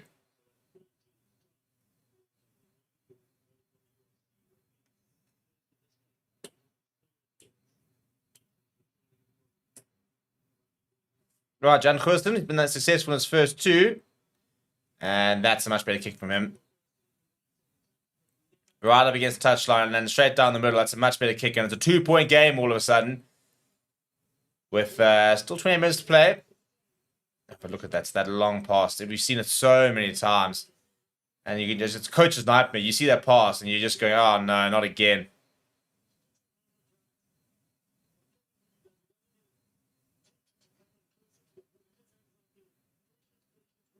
That was the nice thing as a wing. You hug that touchline. You hug it because you know as soon as there's space, Villaroo will find you. Got a bit short here to the Stormers and almost won it back. It was actually knocked back from Slayman Hosberg, I think, into Ben Jason Dixon. And then forward back to the Bulls. And Bosa Pierre fires out to Jan Goosen. Jan Goosen goes to the boot. Marnie Liebach. Throws it back inside of Tatum Blommekeys. Good tackle from Aka van der Merwe, but he gets up again to Tatum Blommekeys. Now driven back by Janko Swanepoel. Ball bobbles back up towards Dion Ferree. And he steps inside, just Dion Ferree. Needs a bit of support. He's got Paul Defender's shoulder. Goes himself. Runs over Villaroo. Comes to that second go. Brilliant carry from the Stormers captain. Needs to release him now. Now Andrew Hugo Fenter. Just off the bench. Paul Deved now goes to Marnie Liebach. Marnie Liebach fires out to Tatum Blommekeys. Short. Eventually forced to Chiva Diamani. Pops it up to Damien Villens. Damien Villens has got a space down the right hand side. He's that is brilliant. He's done it. Oh yeah, take the plaudits. Take the plaudits. He can't do anything wrong at the moment. I think he's silencing a few people there as well. I'm not quite sure you're silencing, mate. You're in Cape Town, but hey.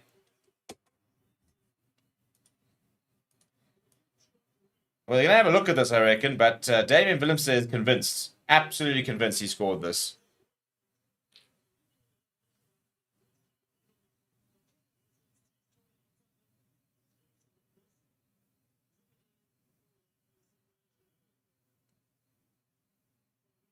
Yeah, launches into the air.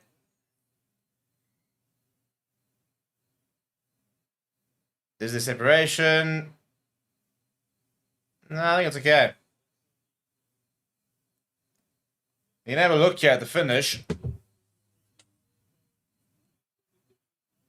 So the original decision is no try. He's going to have grounding here. Oh, he's lost it. No, he's lost it forward. I take everything back. He's lost it forward. No, it's clear separation, no grounding. That try is going to be overruled.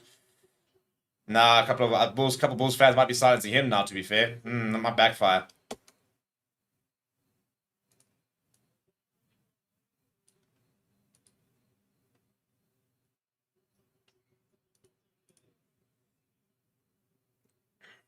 I would say 100% Benito's goal with all those West Province injuries. Bulls have no excuse. Yeah, no try there for Damien.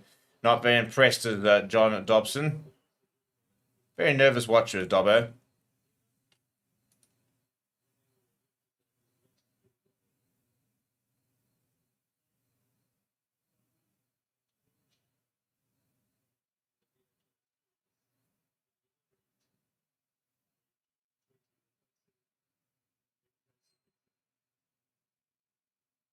It's a huge restart there, and Mollywood's actually returned. He's pointing to the air. He wants a couple of chases. Tatum Blommeke's going to go after this, as is Suleiman Hartenberg. Billy Engelbrecht, by the way, on for Ben Jason Dixon. Billy LaRue, good to take from him under the high ball. Managed to get off to Marco van Staden.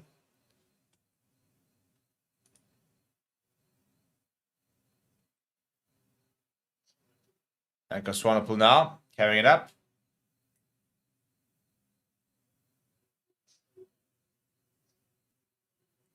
Embrace Pierre listed high for Clayton Blommeke's. Good chase there from Curtly Aronson, putting him under a lot of pressure, but the ball is available. In fact, it's a penalty for the Stormers.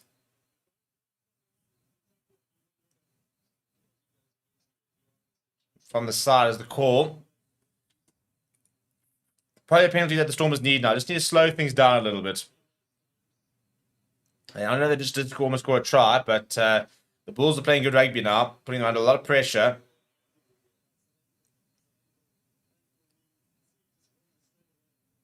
And this is not looking good, though, because Clayton Blommeke's has stayed down. You can see he's kind of twisted onto his ankle and wasn't particularly happy. And if he's off, then that 6-2 split suddenly becomes a big problem, because all of a sudden you're going to have to put Paul de Vet on the wing, probably bring in Suleiman Hartenberg into the centres, and move David Renzo probably back to full back. So this is where a 6-2 split can come back to haunt you. Paul de Vet can play on the wing. That will be that decision there. Again, I think we'll see Hartenberg at outside centre. I think we'll see Ruan now shift to inside. And we'll see David Vincent move back to full back. That will be my guess.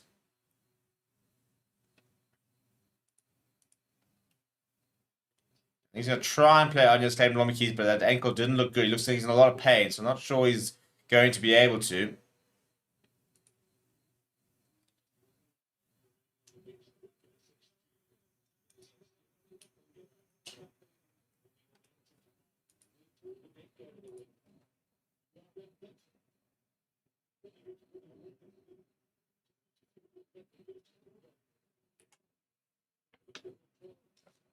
Yeah, I see he's actually been getting a golf cart out. So Stefan Angel will come onto the park. Paul de Vet will go onto the wing. As I said, it looks like Hartenberg's gone to the centres. And as I said, I imagine Dan Villens will then go to full back. There is Stefan Angera, former Greek, was number 9. A union which the Stormers have officially signed and sealed an agreement with. Right, so now they can't have any more injuries to the back line for the Stormers, otherwise they've run out of players. So this is where the 6-2 split can backfire, but Paul de Vet's competent on the wing.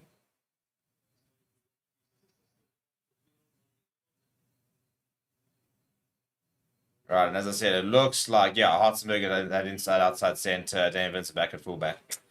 Every now and again, I know what I'm talking about, eh? Every now and again.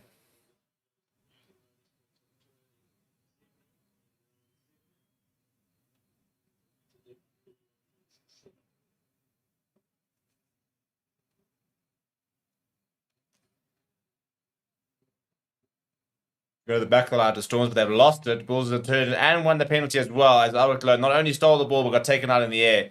So this is what I mean by the Stormers just, yeah, need to sort of slow the momentum a little bit now, because the Bulls are playing with a lot of confidence, playing in the wrong areas of the field, as Albert mentioned earlier, but playing with a decent amount of confidence, and haven't managed to keep that back in place. So it will be a Stormers line just outside of 22. Pretty textbookly read by Albert Lowe, and then Hachiva Daimoni just can't resist grabbing him on the way down. Right, two new props here for the Stormers. Brock Harris and Ali Vermaak will come onto the park. Neti Vashis Tole will make way.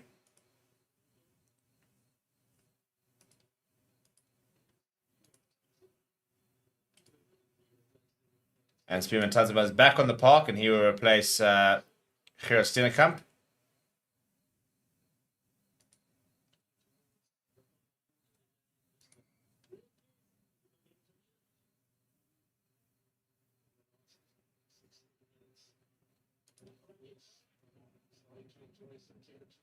A bit of a messy line there for the Bulls, but it is eventually available for Ambrose Papier.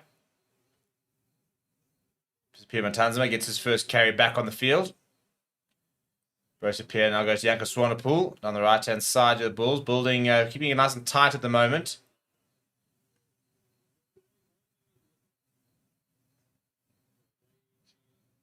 tons of him once again. He does a lot of carrying for the Bulls when he comes on.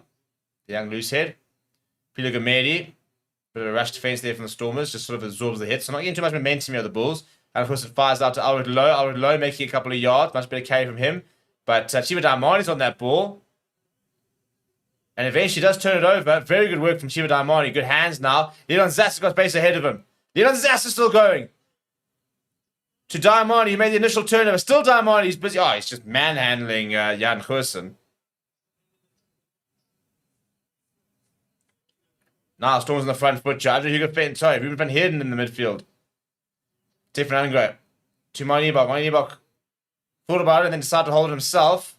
Made a couple of yards. Stefan Angro down the left-hand side. Goes to RJ Smith. Pops it up to Willemse. Good hands there to Sneeman Hartzenberg. Goes himself, playing it outside centre. He's backed up by his now inside centre partner, Ruan Nell. Stefan Angro flies it off to RJ Smith. Much better this from the Stormers. Good build-up play here. Good structure as well. Now back to Moini Liebach in the pocket. And he's missed us. Wasn't the worst idea from Moini Liebach.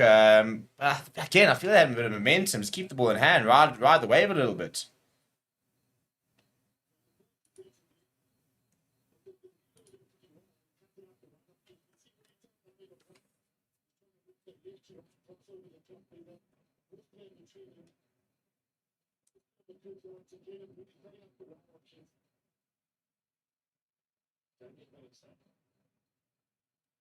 Chip and chase from David Williams. It's falling back to Andre Hugo Fenter. And he got the offload away as well to Billy Engelbrecht. Ball back inside. Surely it is to Ruan now, and the Stormers are over. That is absolutely brilliant. The kick and chase, the follow-up from Andre Hugo Fenter, the support play. Ruan now over there. He goes over. Stormers hit back. Very, very well constructed in the end in the last 10 minutes.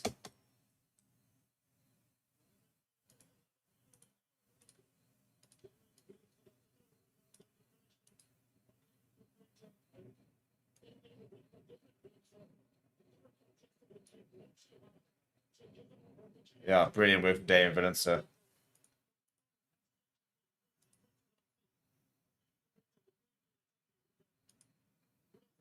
Yeah. Willemse goes up to the traps. Johan Kroos still stayed down. It's a great offload by Andre Hugo Fenter as he's going down as well. Billy Engelbrecht just gets away from one ball back inside to Ruan now. It's good awareness, really. Good support play. They had so many options. They had to score there. If they hadn't scored, it would have been they would have butchered it because there are so many different support players. So now Stormers back ahead. Kick to come. At the moment it's a 7-point lead. This to make it a 9-point lead. With 20 minutes to go.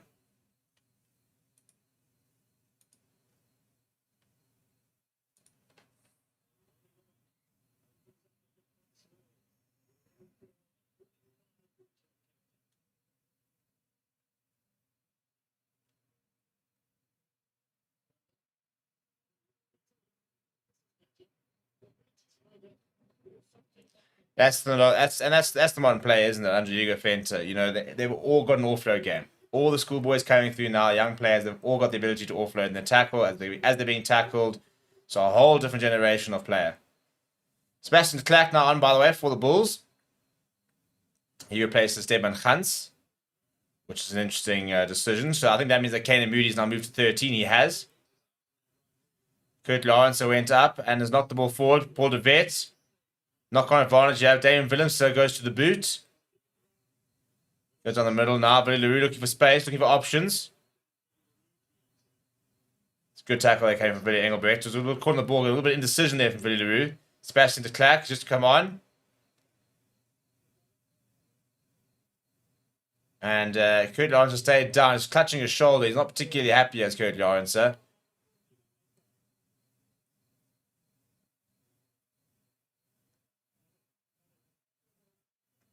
Paul de Vet didn't go into the air. Kurt Lawrence has gone down in a heap here.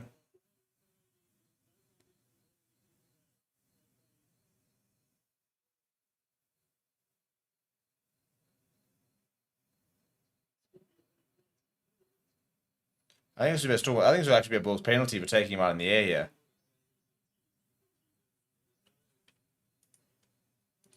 So both teams, 14s, are now playing at 13, by the way. If you want to know, Caden Moody's now shifted to the outside centre, as has Slayman Hartzenberg. Two youngsters.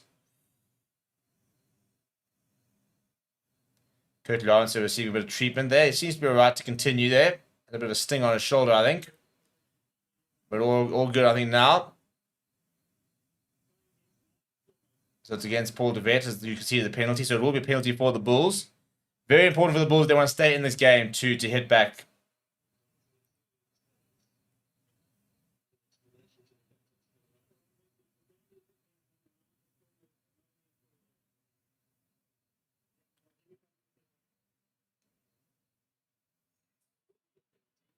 Yeah, so it will be a Bulls penalty. So opportunity for the Bulls to try and hit back.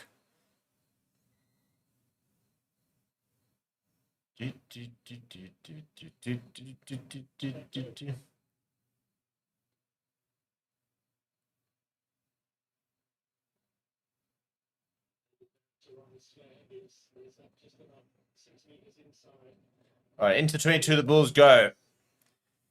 They would have scored next, by the way. It would be a bonus point try for the Bulls, who currently sit with 3 tries to the Stormers 2.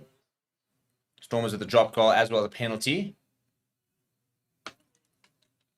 2 penalties, in fact, I think. Penalty advantage for the Bulls, by the way. It's good looking maul. Good momentum here. Brosa Pierre pops up to Peter Gamedi. Pick up and go by some Mantanzima, but good tackling on him by the replacement price of the Stormers. Mark van Staden now. Brought down by Andre Hugo Fenter. Now Gamedi.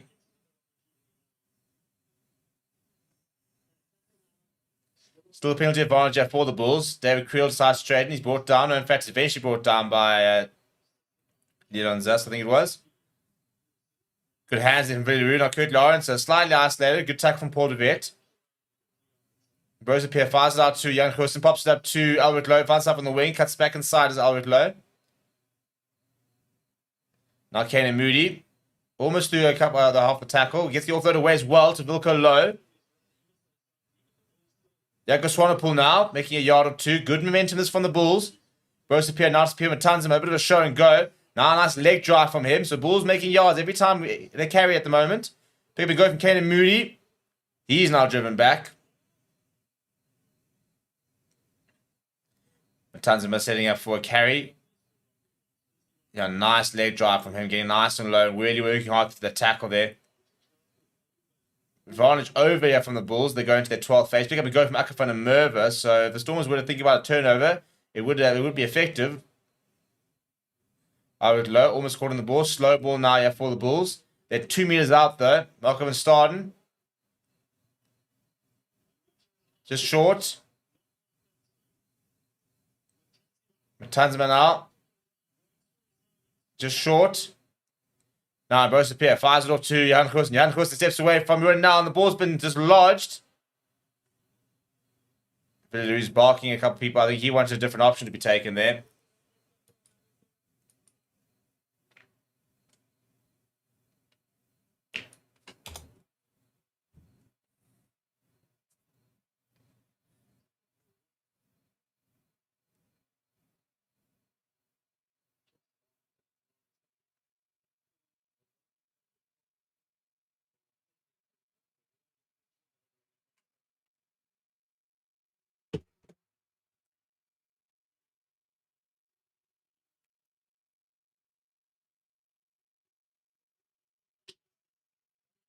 Penalty for the Bulls. What are they going to do? Tap and go, as I said, it's usually they go to, and it's what they're setting up to do.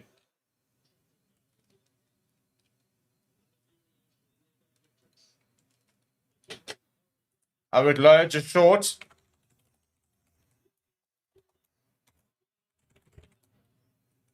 And I think it's been knocked on there. Yeah, knock on is the call there. So big moment in the game.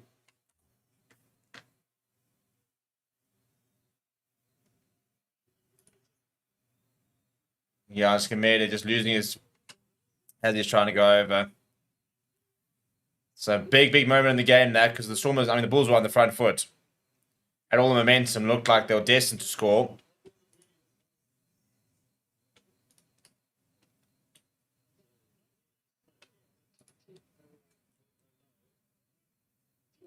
Dion Slavitt now onto the park, by the way, replacing Janko Swanepoel.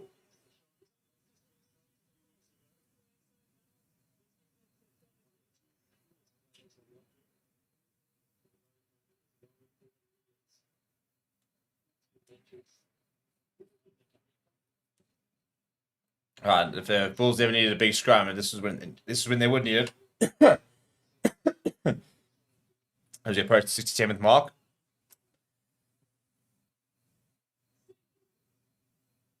Straight down. And they're going to have another reset here. What has been good to see, though, is that the ground has generally held up quite well. Mornay Smith on for Wilco Low.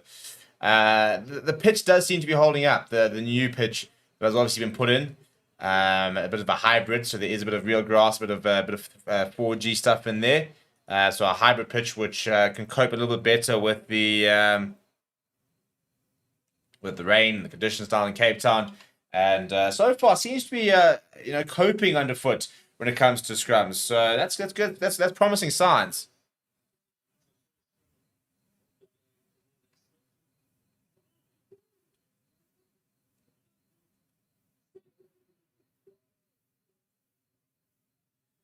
Big scrum that came from the Bulls, it must be said.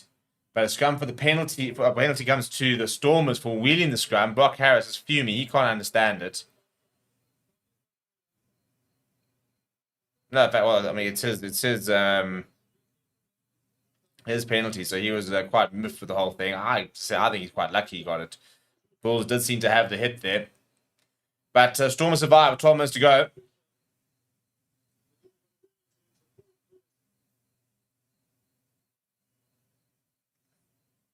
Marnie Liebach not getting too greedy there. And it looks like Connor Evans is coming on for the Stormers.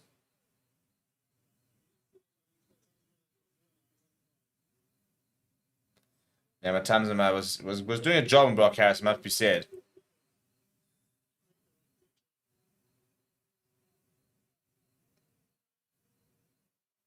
I'd say the new pitch will only be tested when the rainy season starts. Yeah, this is very true. It is Cape Town, so that could be bloody any time now. Very interested to see how it sort of copes in the winter months as well. Hopefully we get the nice test match there next year. Good lineup though for the Stormers, yeah. But Dress just need a game managed now. You know, the game's in the bag, as long as they don't concede another try. It's Chris Smith, by the way, replacing Johan Goosen. So, yeah, it's game management now for the Stormers. Keeping possession, playing inside Bulls territory. You know, go to the boot. Stuff like this, Aroni Moya, which has been going for a while. It's the perfect thing just to eat up some minutes, eat up some time. I don't know if this ball's going to come out, though. No, eventually they do manage to break away. Now, Chiva Daimani's been quite active with ball in hand so far. Different Angro going to Ruben van Heerden. He's been a big shift with ball in hand. Angro flies it out to Malibok, goes to the boot. And ball is allowed to bounce.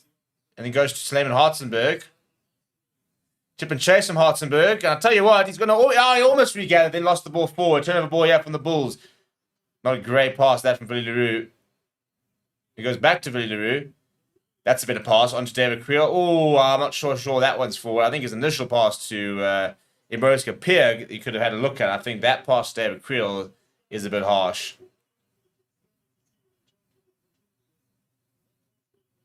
10 minutes left. 10 minutes left, and still the game. It could be in the balance here. Great work from Hartzenberg, and then, yeah, the tackle from Sebastian de Klerk and Kurt Janssen dislodging it.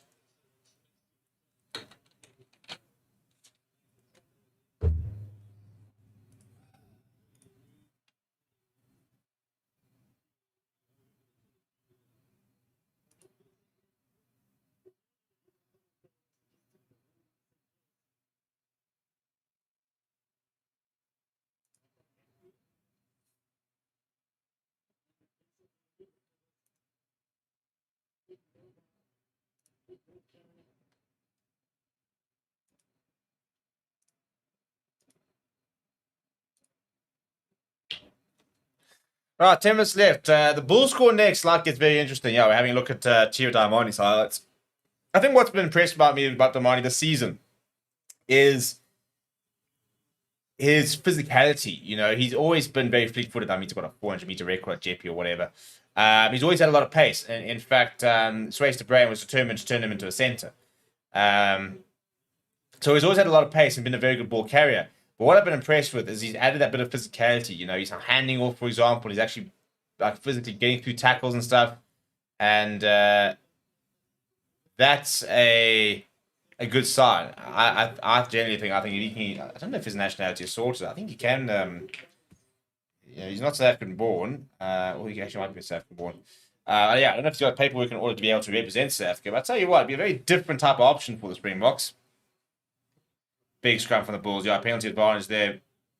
Both appear going to Chris Smith. Chris Smith delaying the pass, going to Billy, popping up to Curtly Arns. Curtly Arns has got a little pace here. Comes inside, throws away Paul de Vet. Still going as Curtly Arns as the Bulls go into the Stormers half. Albert Lowe gets away from one tackle from Connor Evans. Still going up to the 10-meter line. Curtly Arns, by the way, is back down. Peter Gamedi getting away from one. Eventually brought down by Connor Evans.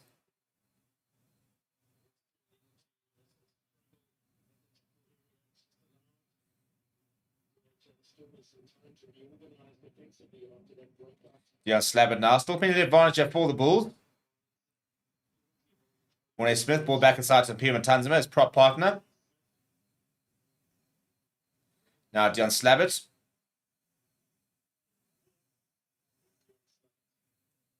Tanzima, almost through the half gap.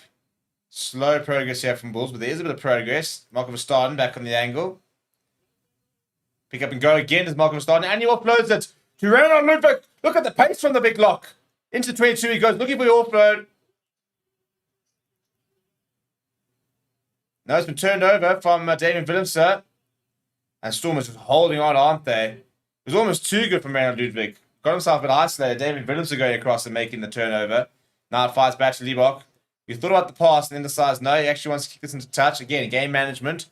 Don't take the risk. Play the safe option, yeah? But the Bulls, with a little momentum.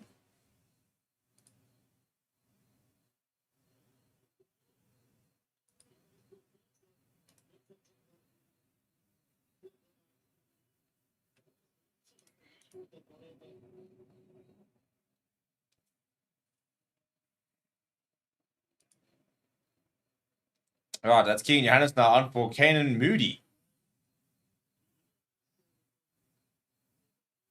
Huh? I suppose, no. I'm sorry, Kurt Lawrence was injured. He was down injured.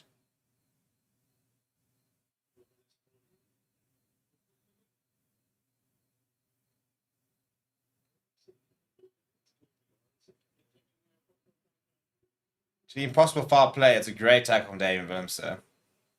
Then he gets up over the ball.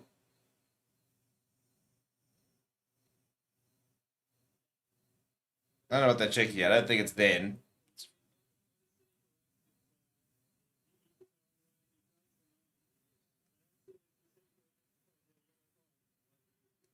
So what are we at? What are we looking at, Jim? Ah, Darmani running across and disrupting Embarrass Appear, which prevents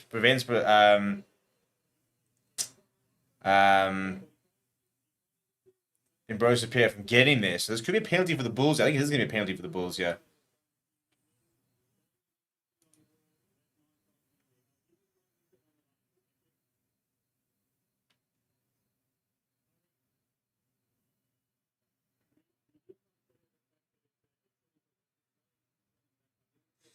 So it's not cynical, but it's a penalty, right? Big moment this night in the game for the Bulls. And I think they're taking the points. That's very interesting. Shot a goal call, guarantee the bonus point shares, I think the thinking, and then I suppose I'll put the 9 points behind. So take the 3, get themselves in a converted try, then you've got 7 minutes to basically go and try and get a try and convert it. So game very much not over here. Chris Smith's going to take the 3 points. As he does. As he does.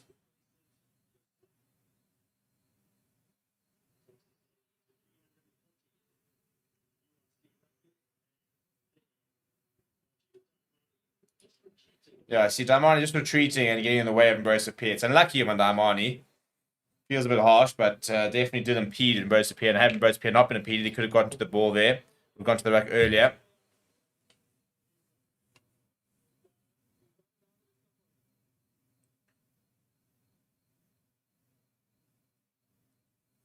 Right, Stormers need to go deep here. 7 minutes on the clock. Can the Bulls find a late win? Or will it be another one on the trot? for the Stormers.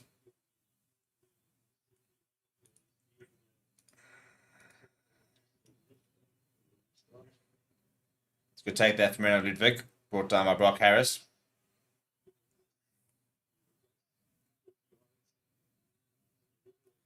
About to say, so it wasn't Orange that was replaced, it was Caden Moody that was replaced. I mean, it wasn't Caden Moody that was replaced, it was Curtly Orange, so Keen Jansen's on the wing. That makes more sense. I couldn't understand that when they put Caden Moody's name up. Dane Williamson spills it forward. So it'll be a scrum for the Bulls. They continue to progress up the park. Still plenty of time, mate. 6 minutes is a long time in a rugby match.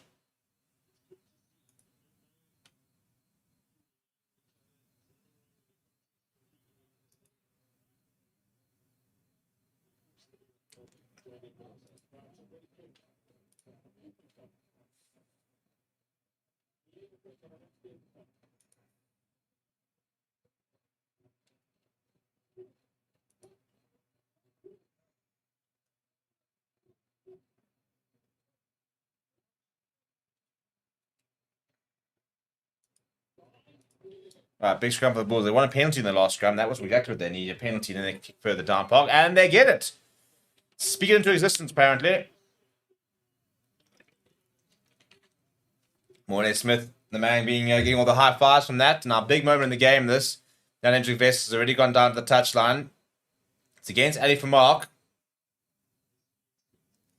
Right, Chris Smith now needs to find a good touch finder. Into Stormers territory, the Bulls do go.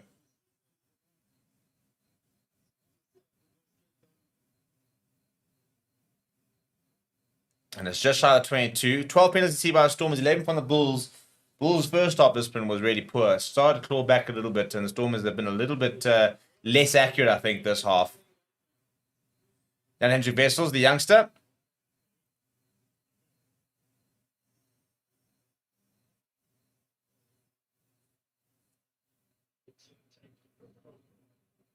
It's a good take, good more going. And Hendrik Vessels breaks as well as a penalty advantage. And they can get even closer. Dion Slabbert, rush defense, just decides to almost sort of take the hit and go down. Albert Lowe now trying to get them on the front foot. It's a good carry. It's a good steal there. That from Dion Ferry. Pretty textbook, but there was a penalty advantage. So with just shy of just over 4 minutes to go, Bulls will be able to kick further and deeper in. Are we going to see a potential, like 80-minute conversion attempt from Chris Smith to win the game? Could be on the cards, yeah. Could very much be on the cards, yeah.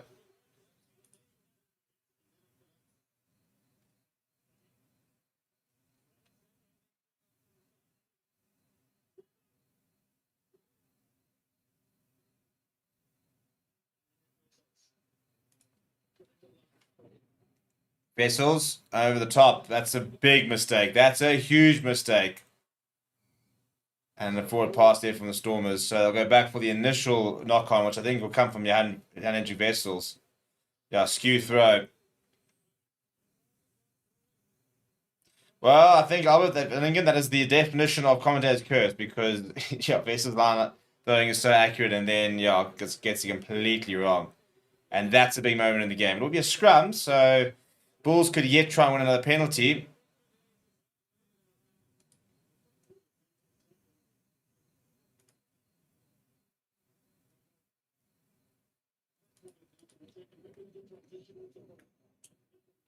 Stephen Unger getting a bit of treatment. He definitely can't go off. They're really playing players out of position at the moment, as they are, the Stormers. So they lose him, and things could become very interesting.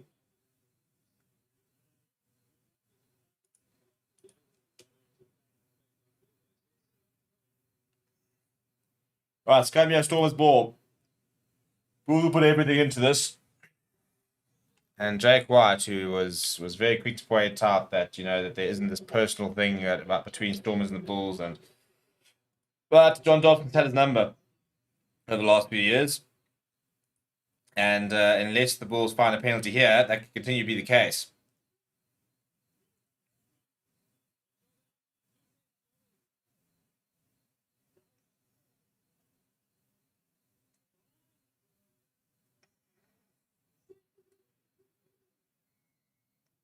Penalty the Stormers this time. That's a big moment. 3 minutes, less than 3 minutes on the clock here. Stormers will take their time. Just try and get back up towards Bulls territory. Run the clock down.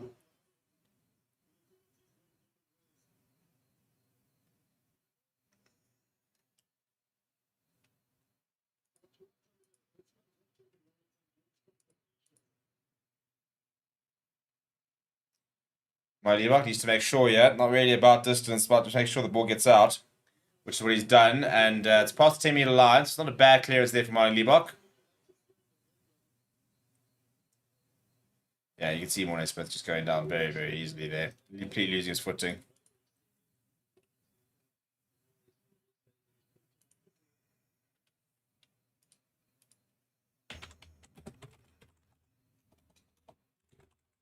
Good take that from Connor Evans.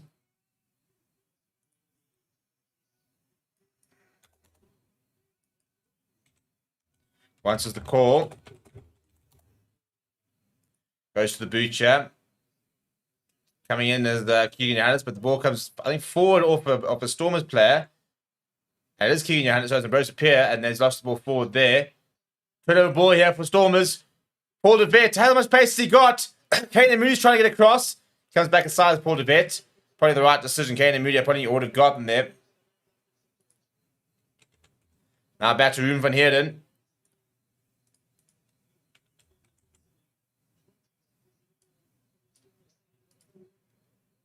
Lost forward, though, from the Stormers to the Bulls, so maybe one last chance. Oh, I mean, poor Brock Harris took the best catch of his life there, and it's not going to count.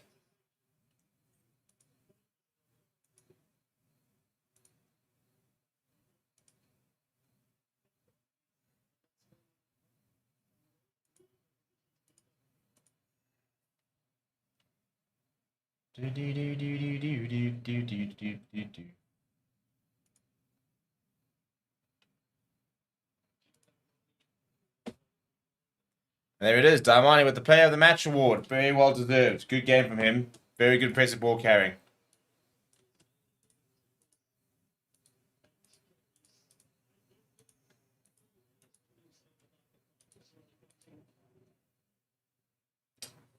I would say the achievements are moving for the Bulls. His first time tackles, follow-on supported rucks, areas where Stormers outmatched the Bulls. Yeah, I think that support play is very, very important. As well as, defensively they've been good. Kicking Marabi's come on, by the way. They had to wait until right at the end because of the injuries. We are going to have a reset, though. Less than a minute left on the clock.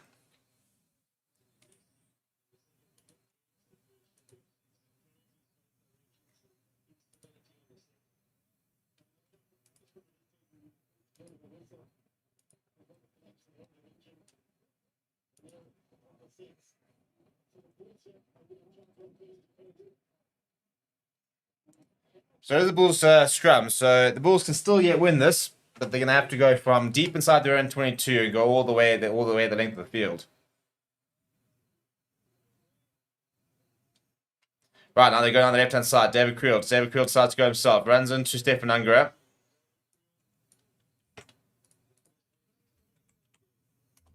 Now, building from deep. 30 seconds left on the clock.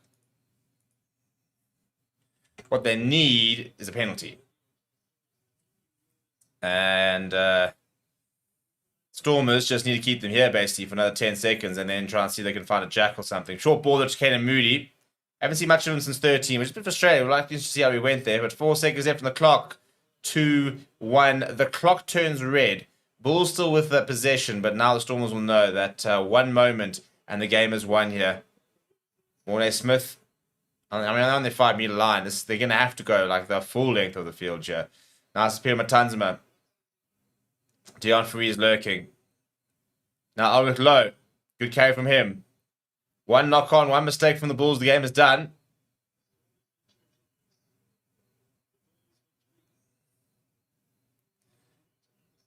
Gomedi now. Just not getting any sort of progress here on the Bulls. 10 phases and yet still on the 5-meter line. On the left-hand side. Oh, bit of space over Keegan Johannes. Inside ball. They progress up to the 22. A couple of moments like that could help. Now, Bros appear. Goes to Chris Smith. Chris Smith to the cross kick. I'm not sure that's the right decision. That's a horrible cross kick as well from Leon Zas there. Just needs to get away. Throws it back to Ruan now. Ruan now says, thank you very much. Kicks it out. And Chris Smith, not sure it was the right decision. But look at the celebrations for the Stormers. Final score is the Stormers 26, Bulls 20. They continue that very impressive record and run against them. And they will move into the top 8 of the URC based on that. And the Bulls, once again, just can't get the job done against the Stormers at the moment. So final score down in Cape Town, 26 points to 20. Thank you very much for joining me over the course of the day, both for the football and the rugby. I'll be back tomorrow live for a bit of footy. If you guys want to come and watch, it is Wolves versus Chelsea at 3 o'clock tomorrow. So come and show your support. Apart from that, please do smash a like on the video. Please do subscribe to the channel as well. And yeah, I mean, I'll see you guys next week, I suppose, when it comes to rugby. But an interesting game, that actually. I'm very, very keen to see what Jake White has to say, because I don't think that they've done themselves a disservice for today. I just think that they just didn't win the big moments. You know, moments where they need to sort of stay a bit disciplined and get it right, and they just didn't. So frustrating, I think, and Jake White will probably be quite honest about that and say that there was a certain amount of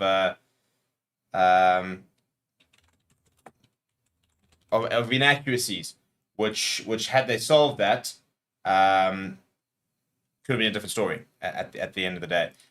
So very, very keen to see what he has to say about it and what the take is. But yeah, you guys enjoy the next couple of days. We'll be live once again on Press Sports. Will be live again on Boxing Day for a bit of rugger. Apart from that, we will be live on Freo Football. I'm actually going to send you to the Arsenal versus Liverpool game. You guys can go check out what's happening over the Freo Football channel. Please do, as I said, if you are new to the channel, smash like on the video, subscribe.